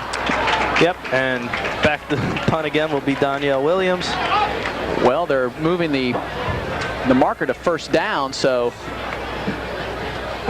I'd like to hear this from Mark Swoboda and find out the call, because now the Eastlake coaching staff is asking what's the call as well. Are you going to give Seminole a 1st down? Because they're going to mark it off that way. Could be that the personal foul overrides the clipping. That would be 2 huge ones here in the first 4 minutes and 7 seconds. And I take back the missed opportunity. I stand corrected. We spoke too early. Yes. That's, penalties like that got to kill Keeler right now, but what he's thinking in the back of the mind has to be, thank God we got these out of the way now. We're not going to hold them up for next week, or hopefully they won't come back next week. From the 32-yard line, Ryan Fowler under center for his Seminole Warhawks. Going to run this play. Little end-around run going to Loman Dorsey, but he's being chased over there by Brooks, and Brooks corrals him and throws him down. Brooks coming up with a big tackle. The Warhawks lose yardage. Brooks just came flying up from his cornerback position. Came out here. They've seen the play too many times. They're coming up. They read it. They got penetration all over, and then it's just one-on-one. Grab hold of whatever you can and throw them down. Well, once again, I sound like a broken record, but you're going to see Deion Brown come out of the game. And, he only has 2 carries for 5 yards. He's their leading rusher, but, Brian, I really think him running between the tacklers, even though he's only 5'6", run into this big defensive front for the Eastlake Eagles, just their presence has taken him out of the ballgame. Going into motion is John Harris. Being chased from behind is Fowler. He's going to get corralled, and he throws the football, and it goes up into the air. That time making the big hit on him was Romeo and Lichtenberg coming from the blind side. Lichtenberg came in there first and got the big hit. Just as Fowler is about to release it, if it was a split second longer, that ball's on the ground because he was holding it. He was a little indecisive, and there's the big hit. That's a lot of poundage coming down on you. with Romeo at 290 and Lichtenberg, as you see there, at 195, coming down on a guy that you're pretty much exposed when you go and have a quarterback throwing like that.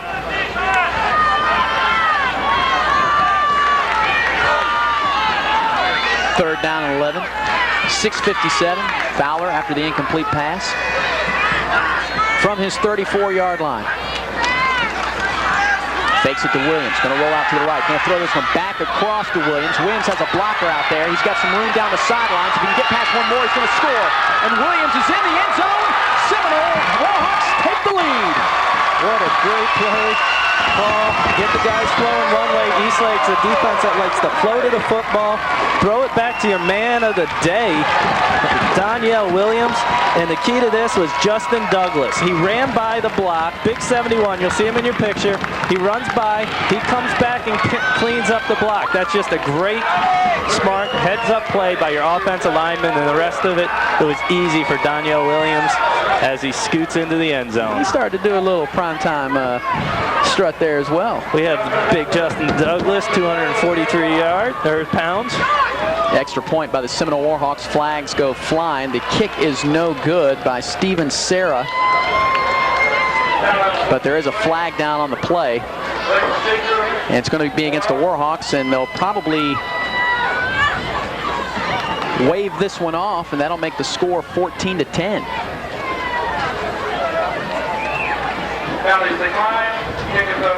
And the penalty is declined, so Serra's attempt sails wide right. And that makes the score 14-10. Danielle Williams, a 34-yard run, and that man right there, Sam Roper's squad, is on top by 4. And you're watching the Time Warner Game of the Week right here on Channel 7.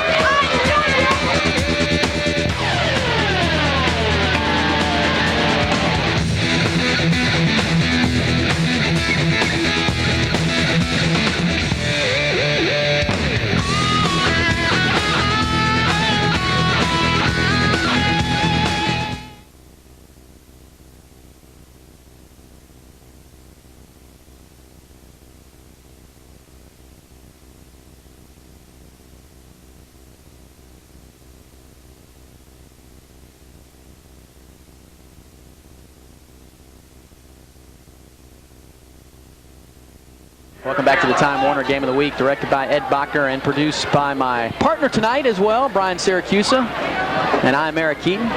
There you got a shot at Danielle Williams. And once again, we have another kick going out of bounds for the Seminole Warhawks, and that's 2 times in a row. You think they're afraid of Jorma Bailey back there and also Brooks running the football, but Eastlake will have the second possession of the second half on the 35-yard line. I think it could be that, and it could also be that Chris Giles really, he's a soccer player and doesn't really have enough time to come out and kick every day, and that's what Coach was telling us about, and that could affect him. The interception and also the 15-yard personal foul on the Eastlake Eagles helps Danielle Williams and his team to a 34-yard pass, catch, and run into the end zone. It's given the Seminole Warhawks a 4-point lead. Eastlake Eagles, down low, pitch goes to Jorma Bailey. Bailey from the 35-yard line, getting close to the 45-yard line. He'll have a gain of about 8 yards. Fowler brings him down for the Warhawks. One more time, Bailey, just a little sweep, getting your guys out in front of him, blocking, and he'll do the rest.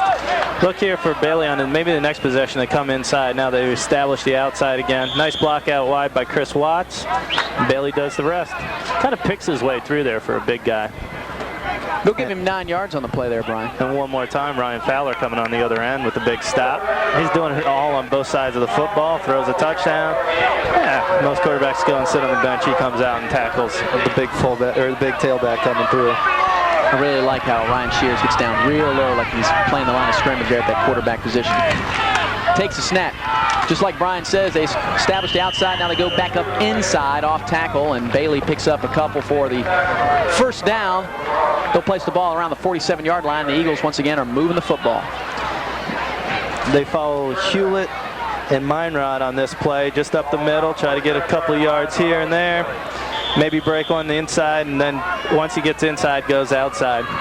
That time, Seminole pretty much stood him up front, which is tough against this big offensive line. Jorma Bailey approaching 200 yards on the night. He has 166 with 18 carries. That big number 4 in front of him, Fuqua, who has the football right now. He goes up in the middle, and finally somebody's going to get him down in the backfield. Daniel Williams touches him, but not before Fuqua can pick up about 12 yards and a first down for the Eagles. I can think of one time tonight when Bobby Wilson corralled him on the corner that Fuqua went down on the first touch. I mean, he's just pounding through people. People are bouncing off him. He's a fun guy to watch. And he had both hands on the football. He started to score it away from his first hand, and he came and covered it up. He's just, I mean, he's really showed a lot tonight. Tom Fowler and Clayman bouncing off of him. Now we have a timeout being called by the Seminole Warhawks. 5:22 here remaining in the third quarter, and the Warhawks have a 4-point advantage, 14-10 over the East Lake Eagles. And you look at the Seminole Warhawks, and as we mentioned, Brian, they are out of the playoffs, knocked out last week when Countryside lost to Clearwater, but they still have a couple more games left. And as you heard at halftime, Coach Roper says we still have Lakewood to play. They're obviously in the playoffs, and we also have Clearwater, so they're playing for next season, also establish some guys going into next year. Well, that's what we were discussing too about Seminole, is that they're young, they're going to be back next year. Roper feels like he has talented athletes out there. And he was excited about this year, a couple of plays here and there. If it went their way, they could have been in the playoff hunt right now. But next year, they're definitely going to be in the playoff hunt, and they're looking forward to it. East Lake trying to get into the playoff hunt. Another team is our professional one here in town, the Tampa Bay Buccaneers. And join Mark Robinson and Brian Ungst every Monday at Live, 6 p.m., produced by Brian Syracuse for the Bucs Extra Point. And boy, do the Bucs have a big one this weekend against the Minnesota Vikings. Going to be taking on some big-time receivers and an undefeated football team. Shears has a first down. Going to give it to Fuqua. Fuqua trying to get some room. He's just rolling over people, still moving his feet, and it's taken a whole Warhawk squad to bring him down. A flock of Warhawks. How about that one, Brian? You were waiting for that one. Fuqua gets himself a hand. Yeah, Fuqua deserves a hand. Not only Fuqua, but the guys up front. Not enough we talk about the offensive line, and I mean, they're just pushing them back, and the big, huge block by Matt Meinrod that went down. He was 10 yards down the field, still blocking. Then you got Fuqua behind him, another 205 pounds pushing. That just moves the pile, and it's tough to stop. He's approaching 100 yards, has 59 right now. Pitch going out to Jorma Bailey. He's got some blocks on the outside. Got to put a move on one man. Gets around the outside around Dion Brown.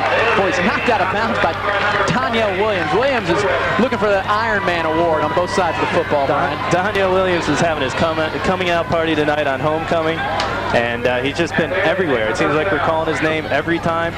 And this is just Jerome getting to the outside. They called the timeout a couple of minutes ago, Seminole did, just because I think they're getting tired and they're getting worn down. And plays like this, you're just Jerome Bailey's just beating them to the outside, but took a lick by the little 5'4", 155-pound sophomore, Danielle Williams. 3 carries in a row for the Eagles' rushing attack has them 3 first downs. Up the middle, they'll go to Fuqua. Not much there. Finally, the Warhawks will stop the drive, at least from them picking up a 4th consecutive first down on 4 carries. A carry like that doesn't look like it's big, but you have the big boys leaning on that, on Seminole, who's been in the game the whole time. This wears on you. You got Fuqua who just keeps it alive. It's not an easy tackle. Fowler's in there, and Ben Morris was in there. John Harris got a piece of him. I mean, those people are just fighting all day, both on offense and defense. This is wearing them down. They marked the ball just outside the 10-yard line. 2nd down, 6 to go. Pitch goes to Bailey. Bailey's got a hole, trying to make his way through the middle. He's going to be close to first down yardage. Looks like he picked it up at around the 1-yard line. Almost got in the end zone, Brian.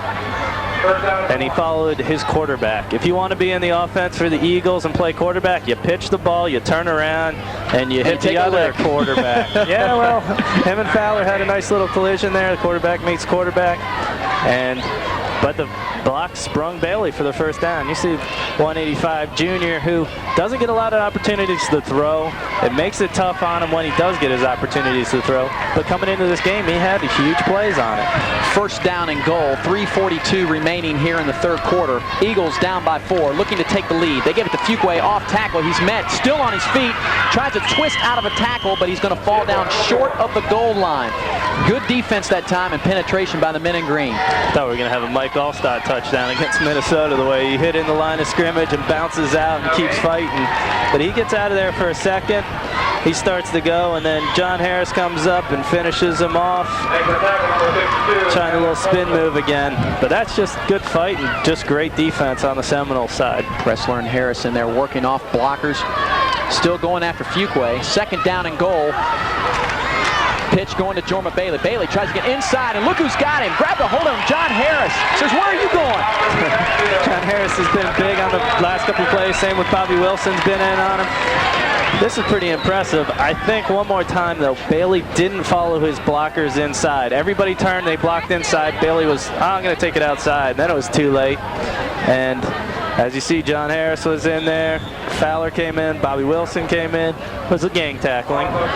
They lose yardage on the play. Call a loss of 3. It'll be third down and goal from the 5-yard line. Do not see Michael Mack in there. Do see 2 receivers split wide left into your near sideline, but it's the I formation, Brian. Bailey should follow his blockers here. Pitch going to Bailey, trying to break to the outside. Harris is there, and also another tackler. Looked like Paul Bentley coming up to make a huge tackle, bring up fourth down and goal for the Eastlake Eagles. There, one more time, they tried to go outside. Bobby Wilson comes, stands him up, gets him around the ankles. That's a nice little tackle in the open field. It was Wilson.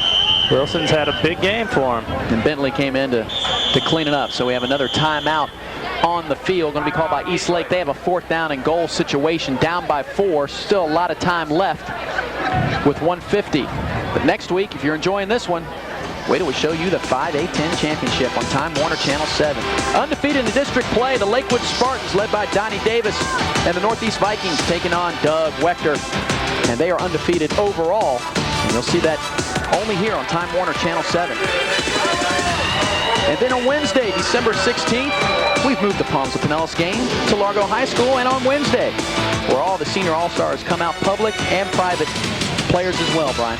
Players, band, cheerleader, they're all there. It's good. It's kind of for a lot of the seniors that might not go on to college, it's their last hurrah. I tell you, a lot of college coaches are there. I mean, they just swarm the track looking at players from all across Pinellas County.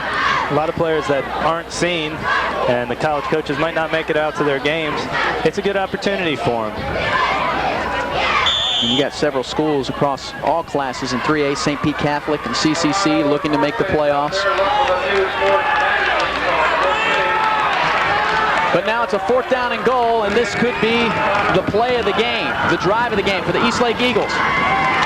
Shears throws up the pass, and it falls incomplete. They go from Michael Mack defending Loman Dorsey.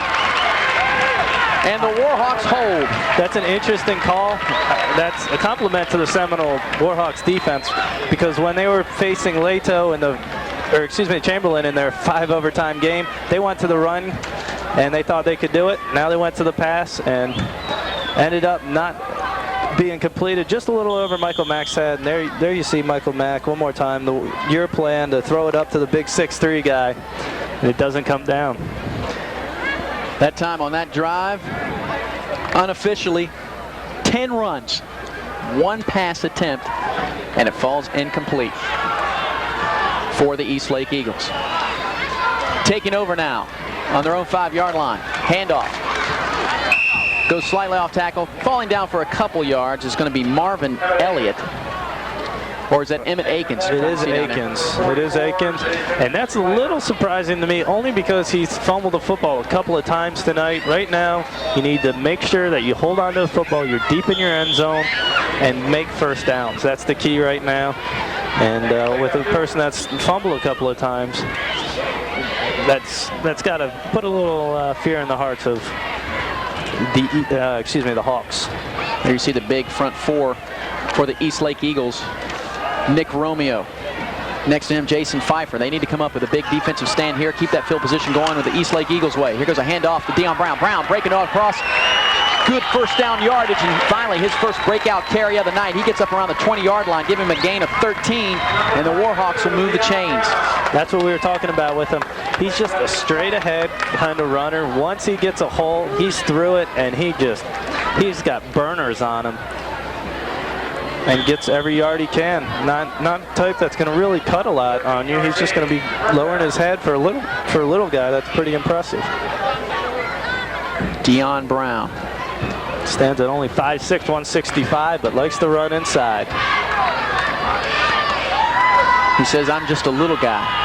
They don't respect me. He's trying to earn some respect here tonight on Time Warner Channel 7. His team up by 4. Time running out here in the third quarter. He's going to get the handoff again, trying to move off tackle. Going to be brought down at around the 22-yard line. Koval in on the tackle. It's interesting to see him running now after not having him run all game. Wonder if something they might have seen with the Eagles, or they think they have him loosened up to the corners. Now they can run him inside. But he looks ready. He's all happy. Yeah, he's shaking his head. He's like, not a problem. I'll take a couple yards. Give me the ball. Bring it on, big guys. Time running down here in the third quarter. The Seminole Warhawks enjoying a 4-point advantage on the East Lake Eagles. We're going to switch sides. As Ryan Fowler leading his team tonight on homecoming, just a junior. Keeler there looks like he's wondering what happened here again. He knew coming into the game it was going to be a tough one.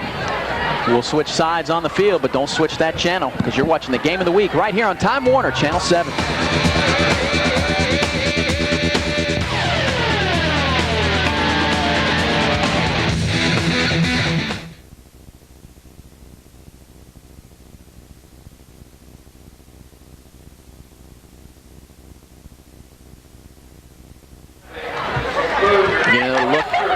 At the homecoming court here at Seminole High School. East Lake Eagles down by 4. Seminole Warhawks have the football on their own 22-yard line. Seminole definitely goes all out for homecoming. We were talking to Roper, and he said they run it out Tropicana Field to host it. How about that? That's a little different than my cafeteria when I went. I can't remember homecoming. I'm so old. Fowler, misdirection play. Lost the ball in the confusion, but Dion Brown's got it. He's got it with some authority. He only picked up a couple yards, but they're a tough couple yards. Bring up a third down and about 4. Dion looks fresh here. Hasn't had many carries on the afternoon, and it's paid off. He's got a little bit of a burst. A lot of people are tired on both sides of the football. You go in there, you have fresh legs with that much talent, you could break a big one right here. Start of the fourth quarter. Just underway, and the Seminole Warhawks surprisingly on top of the East Lake Eagles. Of course, the East Lake Eagles are in our top 5 Channel 7 Sports Report poll, and this would be an upset.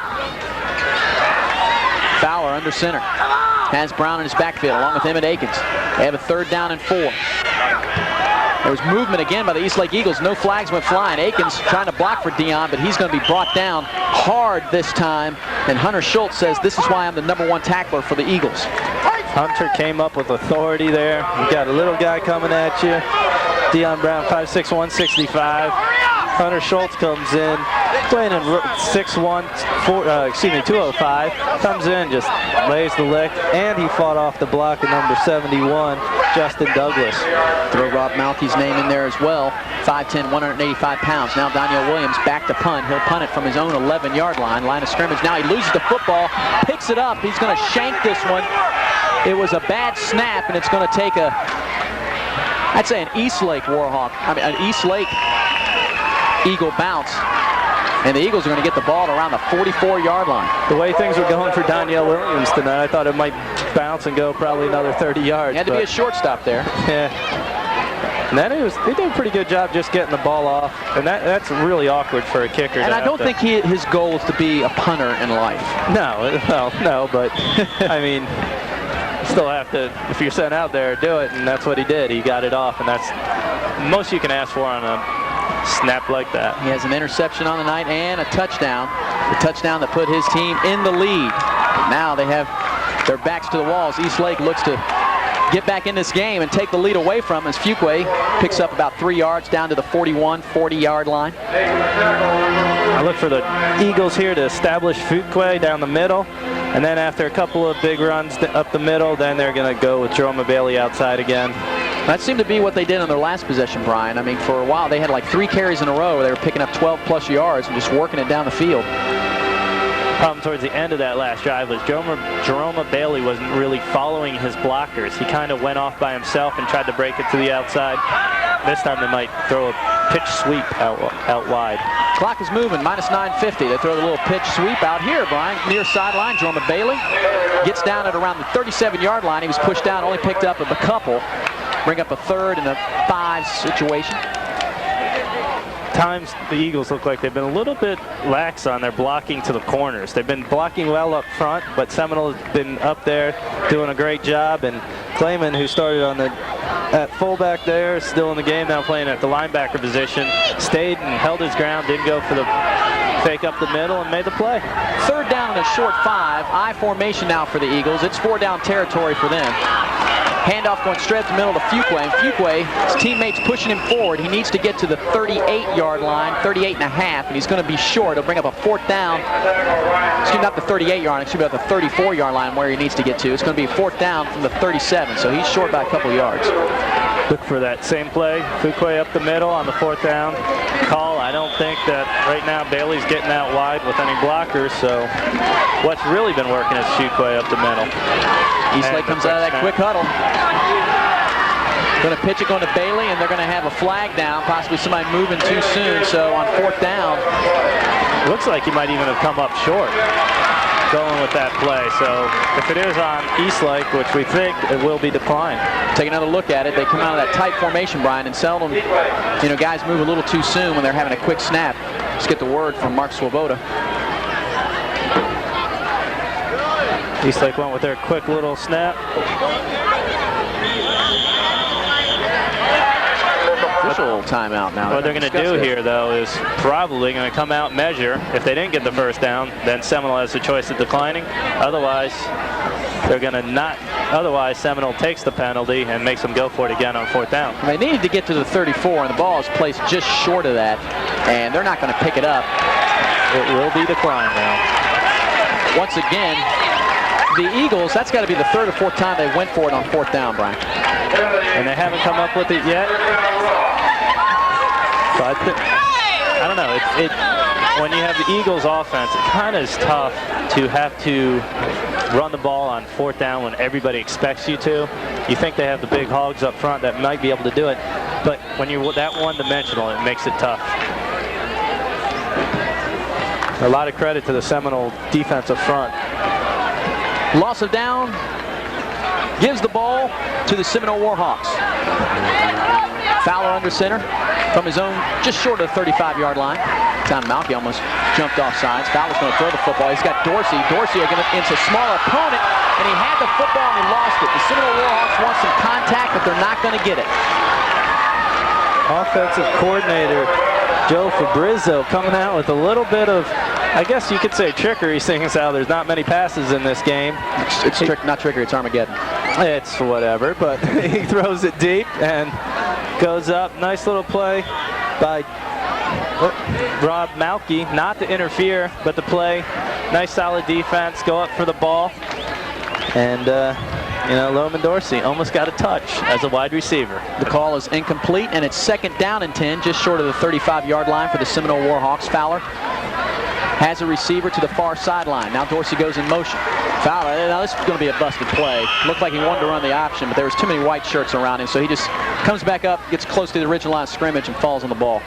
What might have happened there was Dorsey might have been a little bit too far. When he turns around for the pitch, he would have been pitching it out a little too far, because when he was walking back to the line of scrimmage, he kind of gave that look to Dorsey like he was in the wrong spot.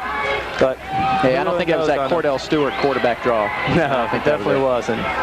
He's not a quarterback draw type guy. But he is the Warhawks leader, and right now he has them on top by 4 points. As a junior on their homecoming night. 3rd down and 11. Receiver to your near sideline is Daniel Williams. He's having an evening. Fowler is going to roll out to that side. He's going to look for him. Going to throw it to Williams. Ball was almost caught after the tip that time. Tipped by Bobby Wilson. And guess who was there? Mr. Daniel Williams almost caught the tip ball. He was catching tip balls on defense. Now he's almost caught a tip one here. Fowler, that's a tough throw. Williams got it. And there he is. He's under there, believe me, folks. You see him reaching for the football there, Brian. It makes you wonder whether the pass was intended for him or if Wilson was trying to make a great catch. Wilson would have not been close to the 1st down. Williams would have, and Williams is going to punt it away now. Gets a good snap on this one. Nice spiral kick, his best one on the evening, and this is going to be a muff. And getting the football back, having a tough time all night is Leon Brooks.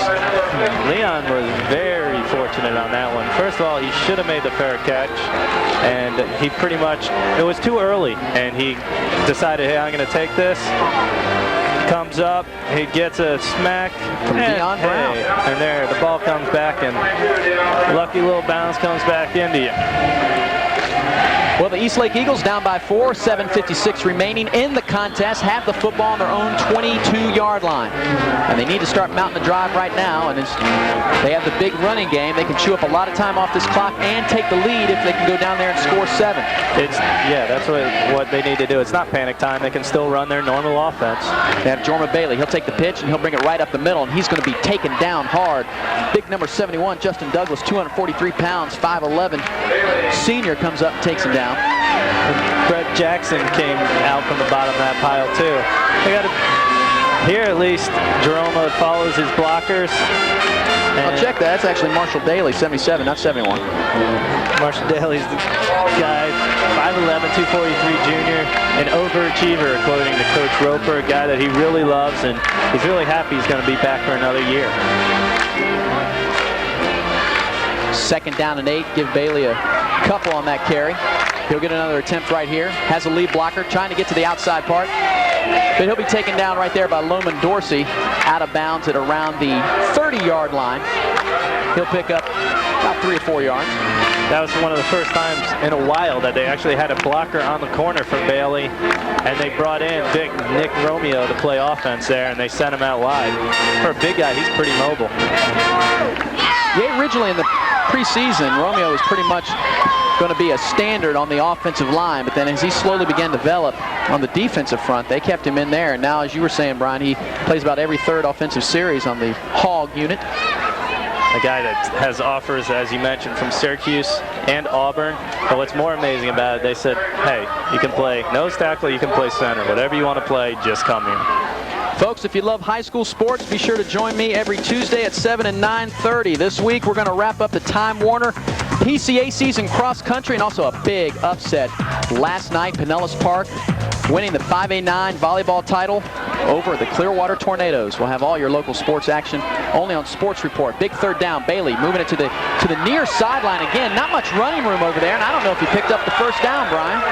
I don't think he did. And what kind of shocked me was, knowing you're not going to get the 1st down, you got to try to lower your head and maybe pound out another extra half yard, but he kind of cruises out of bounds here. Looks like he's almost coasting there. And he kind of, I'll go out of bounds. Well, Brown takes him out.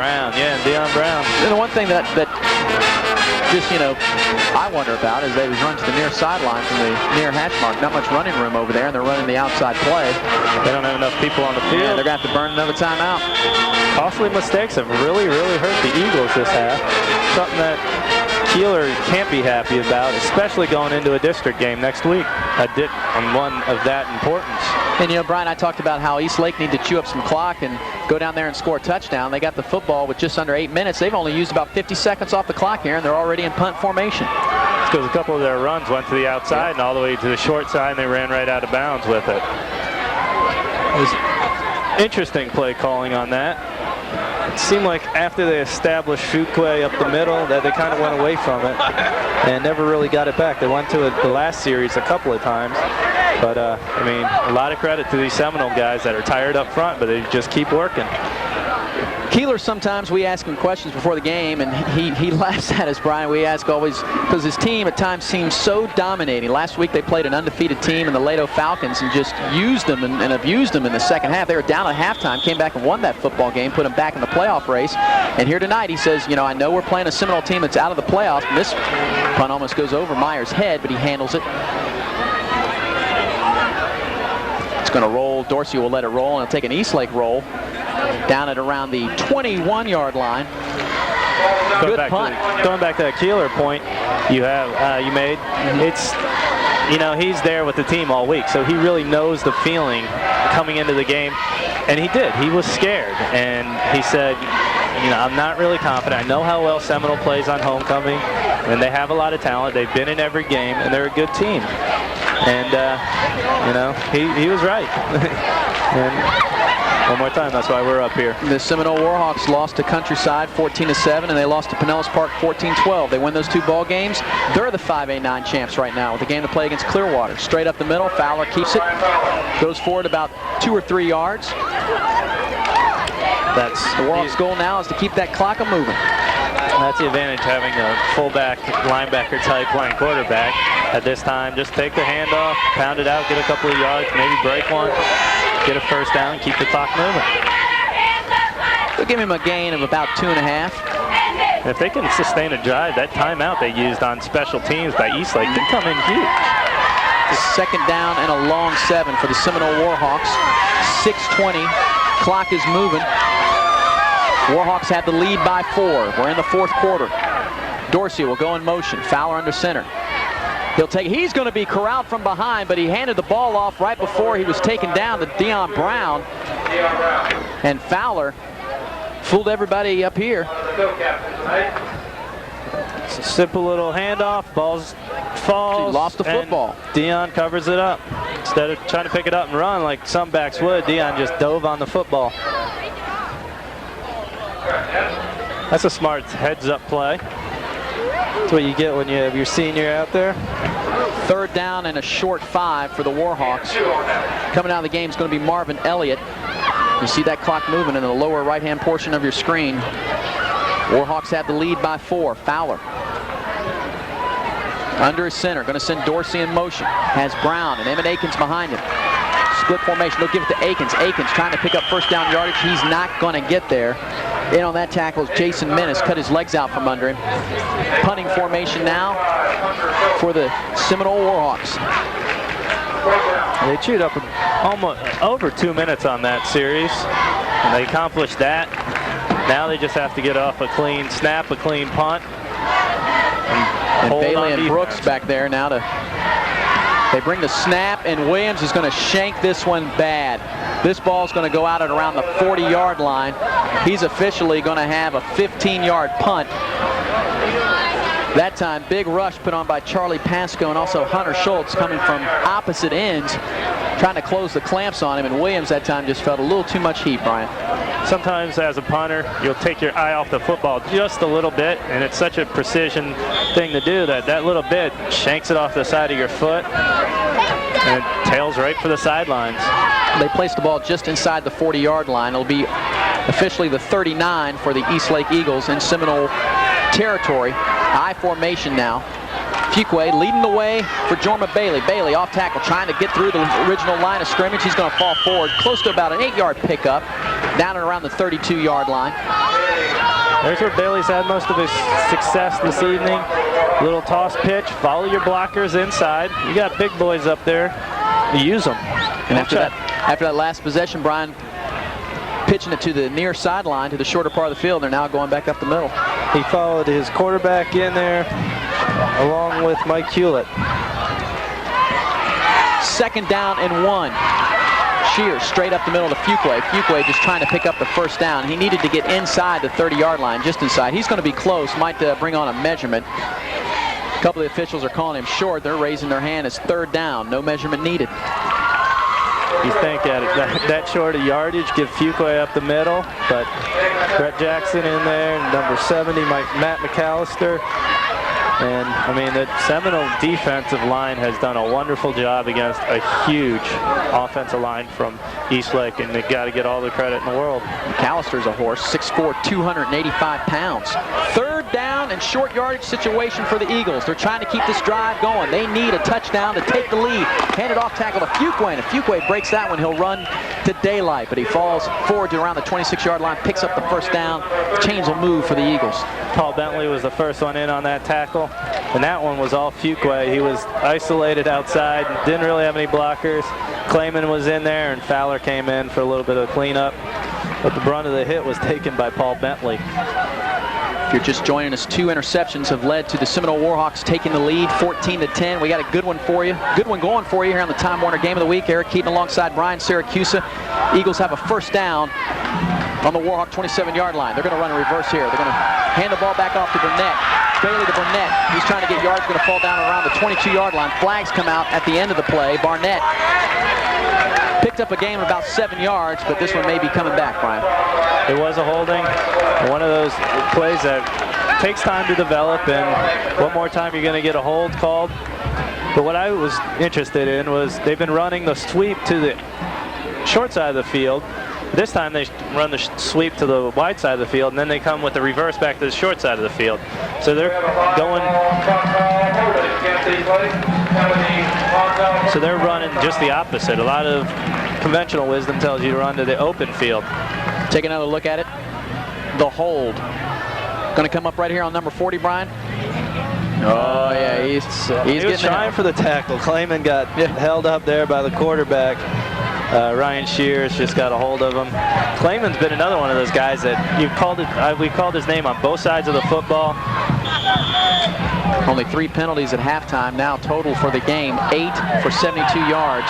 The Eastlake Eagles. It was a first down and 10. Now is a long yardage situation. Bailey has blockers in front, trying to break through him.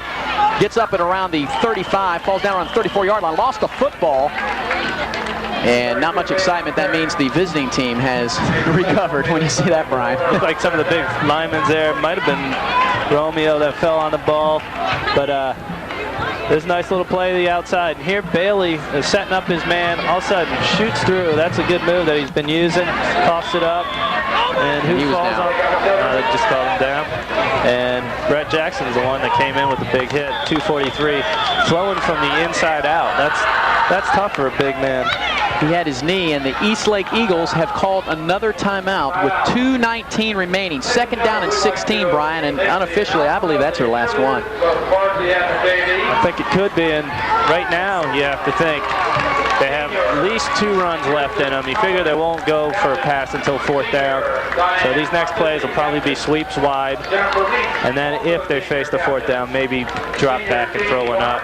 And if they do throw one up, they've been thrown into Michael Mack on the outside, the big guy, and the problem with he just checked in, Brian. And the problem with that is that Shears is kind of putting it on the line. When you have Michael Mack, who's a big guy, and you want him to go up over a smaller guy, just throw it up there and let him do the work. Too many times quarterbacks throw a flat football. We'll try to ISO on the Loman Dorsey and the Michael Mack. Those two guys will probably be going at each other. Both coaches identified that matchup, and they called it equally last time, right before the half, Brian, when Eastlake went for the quick hitter. That one, Ryan Shears never really gave him a chance because he overthrew him. You see him split out wide here. They have Marvin Elliott, 5'8", 140 on him. And now there's some confusion by the Eastlake Eagles. They have a second down and 16 situation. To see what Shears does, see if he calls an audible. He's going to drop back and pass. He's looking for Mack. He has Mack open. He's going to jump for the football. It's going to be intercepted by Loman Dorsey. Dorsey read it all the way. He's got a full sideline down. Field has a couple of blockers. Going to cut it back across against the grain. He's going to go for a touchdown. He has one man to beat. It's Jorma Bailey, and Bailey's going to catch up to him. Loses the football. And Eastlake may have jumped on top of it. Let's wait for the official ruling. No, it's Warhawk football. That was another turnover. What a great defensive call. They had Marvin Elliott out on Michael Mack, but what they did was they shifted Loman Dorsey, over there as the free safety, so it ended up in him going up for the jump ball instead of Elliott. And they pretty much talked Shears into this pass. Elliott went to the football. Michael Mack was waiting for the football, and then he turns on his jets, and Jorma Bailey gets him back, because in the first half, Loman Dorsey caught Bailey on the big run. This time is Jorma Bailey coming down and making the touchdown-saving tackle, as Dorsey had the football a little bit loose. And Dorsey came back and got on the football. If that would have been a turnover there, it would have given the ball back to the Eastlake Eagles, but right now, Loman Dorsey making his father proud. Yes, he is, the junior. Another one of the guys that are coming back. We talked about Daniel Williams, who's had a good game. Clayman's only a sophomore who's had a big game. So this Seminole team is going to be a tough one next year. Well, unofficially, with Eastlake having no timeouts now, with 1:59 remaining in the contest, Seminole can pretty much pin them down. Worst case scenario, get the 4th down. If there's still time on the clock, maybe kick a field goal. Dorsey out of breath. I don't blame him after he intercepted that football on the 10-yard line. Took it down to the 20. With a cutback 70 yards through the field, so he had that too. I mean, it was just a tremendous play. Another guy that's been going on both sides of the football, and he deserves the rest and a smile. There you go. Now the camera's up. Now he's got his breath back. Gets a little excited now. Here we come, baby. Here we come. Dorsey on the 70-yard return. One of his little fans out there wearing the same number 11. Authentic Loman Dorsey. Authentic Loman Dorsey jersey. That's right. That's a good one, Brian. First down and 10 from the 18. They'll call it the 18-yard line. Here's Deion Brown. Brown off the left side, trying to break one tackle. If he breaks it, he would have been in for 6. But he's going to be down around the 10-yard line. That clock starts moving, and East Lake can't stop it. He was dangerously close to going out of bounds on that play, and you would have seen an interruption from the sideline if he stepped out of bounds. Right now, what they need mainly is for this clock to run, not for the yardage. Just a start for next year, baby. Dorsey's got his breath back now. He's excited. Dorsey waving to the crowd. And for the Dorseys, He's probably explaining to us right now, Brian, why he did not get into the end zone. Bailey. First of all, it's God, baby. Actually already thanking everybody for the game in hand, and with that first down, looks like Fowler went forward enough for the first down, but they're going to call, of course they'll stop the clock with a first down, and it is a first down. That pretty much will seal it, Brian. Yeah, it's an unfortunate game. East Lake went trying to throw the ball a little bit more. Seminole stopped their run, and it's a well-deserved victory for an undermanned team. The talent levels, I think, are similar, but I just think they were undermanned, and I thought that's why the Eagles might win tonight's game. The Seminole Warhawks. Clock is moving now, less than 50 seconds. They are going to be celebrating a 14-10 victory. They are now moving Loman Dorsey back at around the 30-yard line. So now Ryan Fowler, all he has to do is take a knee, but flags come out now. They might have used too much time, and they did. Keeler was telling us before the game that, or excuse me, Roper was telling us at practice the other day that they had this game moved, homecoming to here, instead of against Countryside, because of the availability of the dome. And that's got to kill Keeler, because he said, no, this team plays so much better on homecoming, and just all the emotion coming out on one night, and they proved it once again. Well, you know how it is for most teams, Brian. Whenever you have the big rival come in or the homecoming, the coach always says, I don't care what we do the rest of the season. If we just win that one game, we're on cloud 9. And tonight the Seminole Warhawks are going to do that. They may not be going to the playoffs, but they're going to improve their record to 5-3. And they're going to be the best 5-3 team out of the postseason. They definitely will be. And what's great about this is just how much goes on during the homecoming week. Your practice time's cut. You have other priorities. People are going to dances, and they stuck together. They fought it, and they're winning a big one here. Final seconds counting down now for the Seminole Warhawks. They are going to defend their home turf, their home nest, and beat the East Lake Eagles. Final score, 14-10. If you're a Warhawk, enjoy it.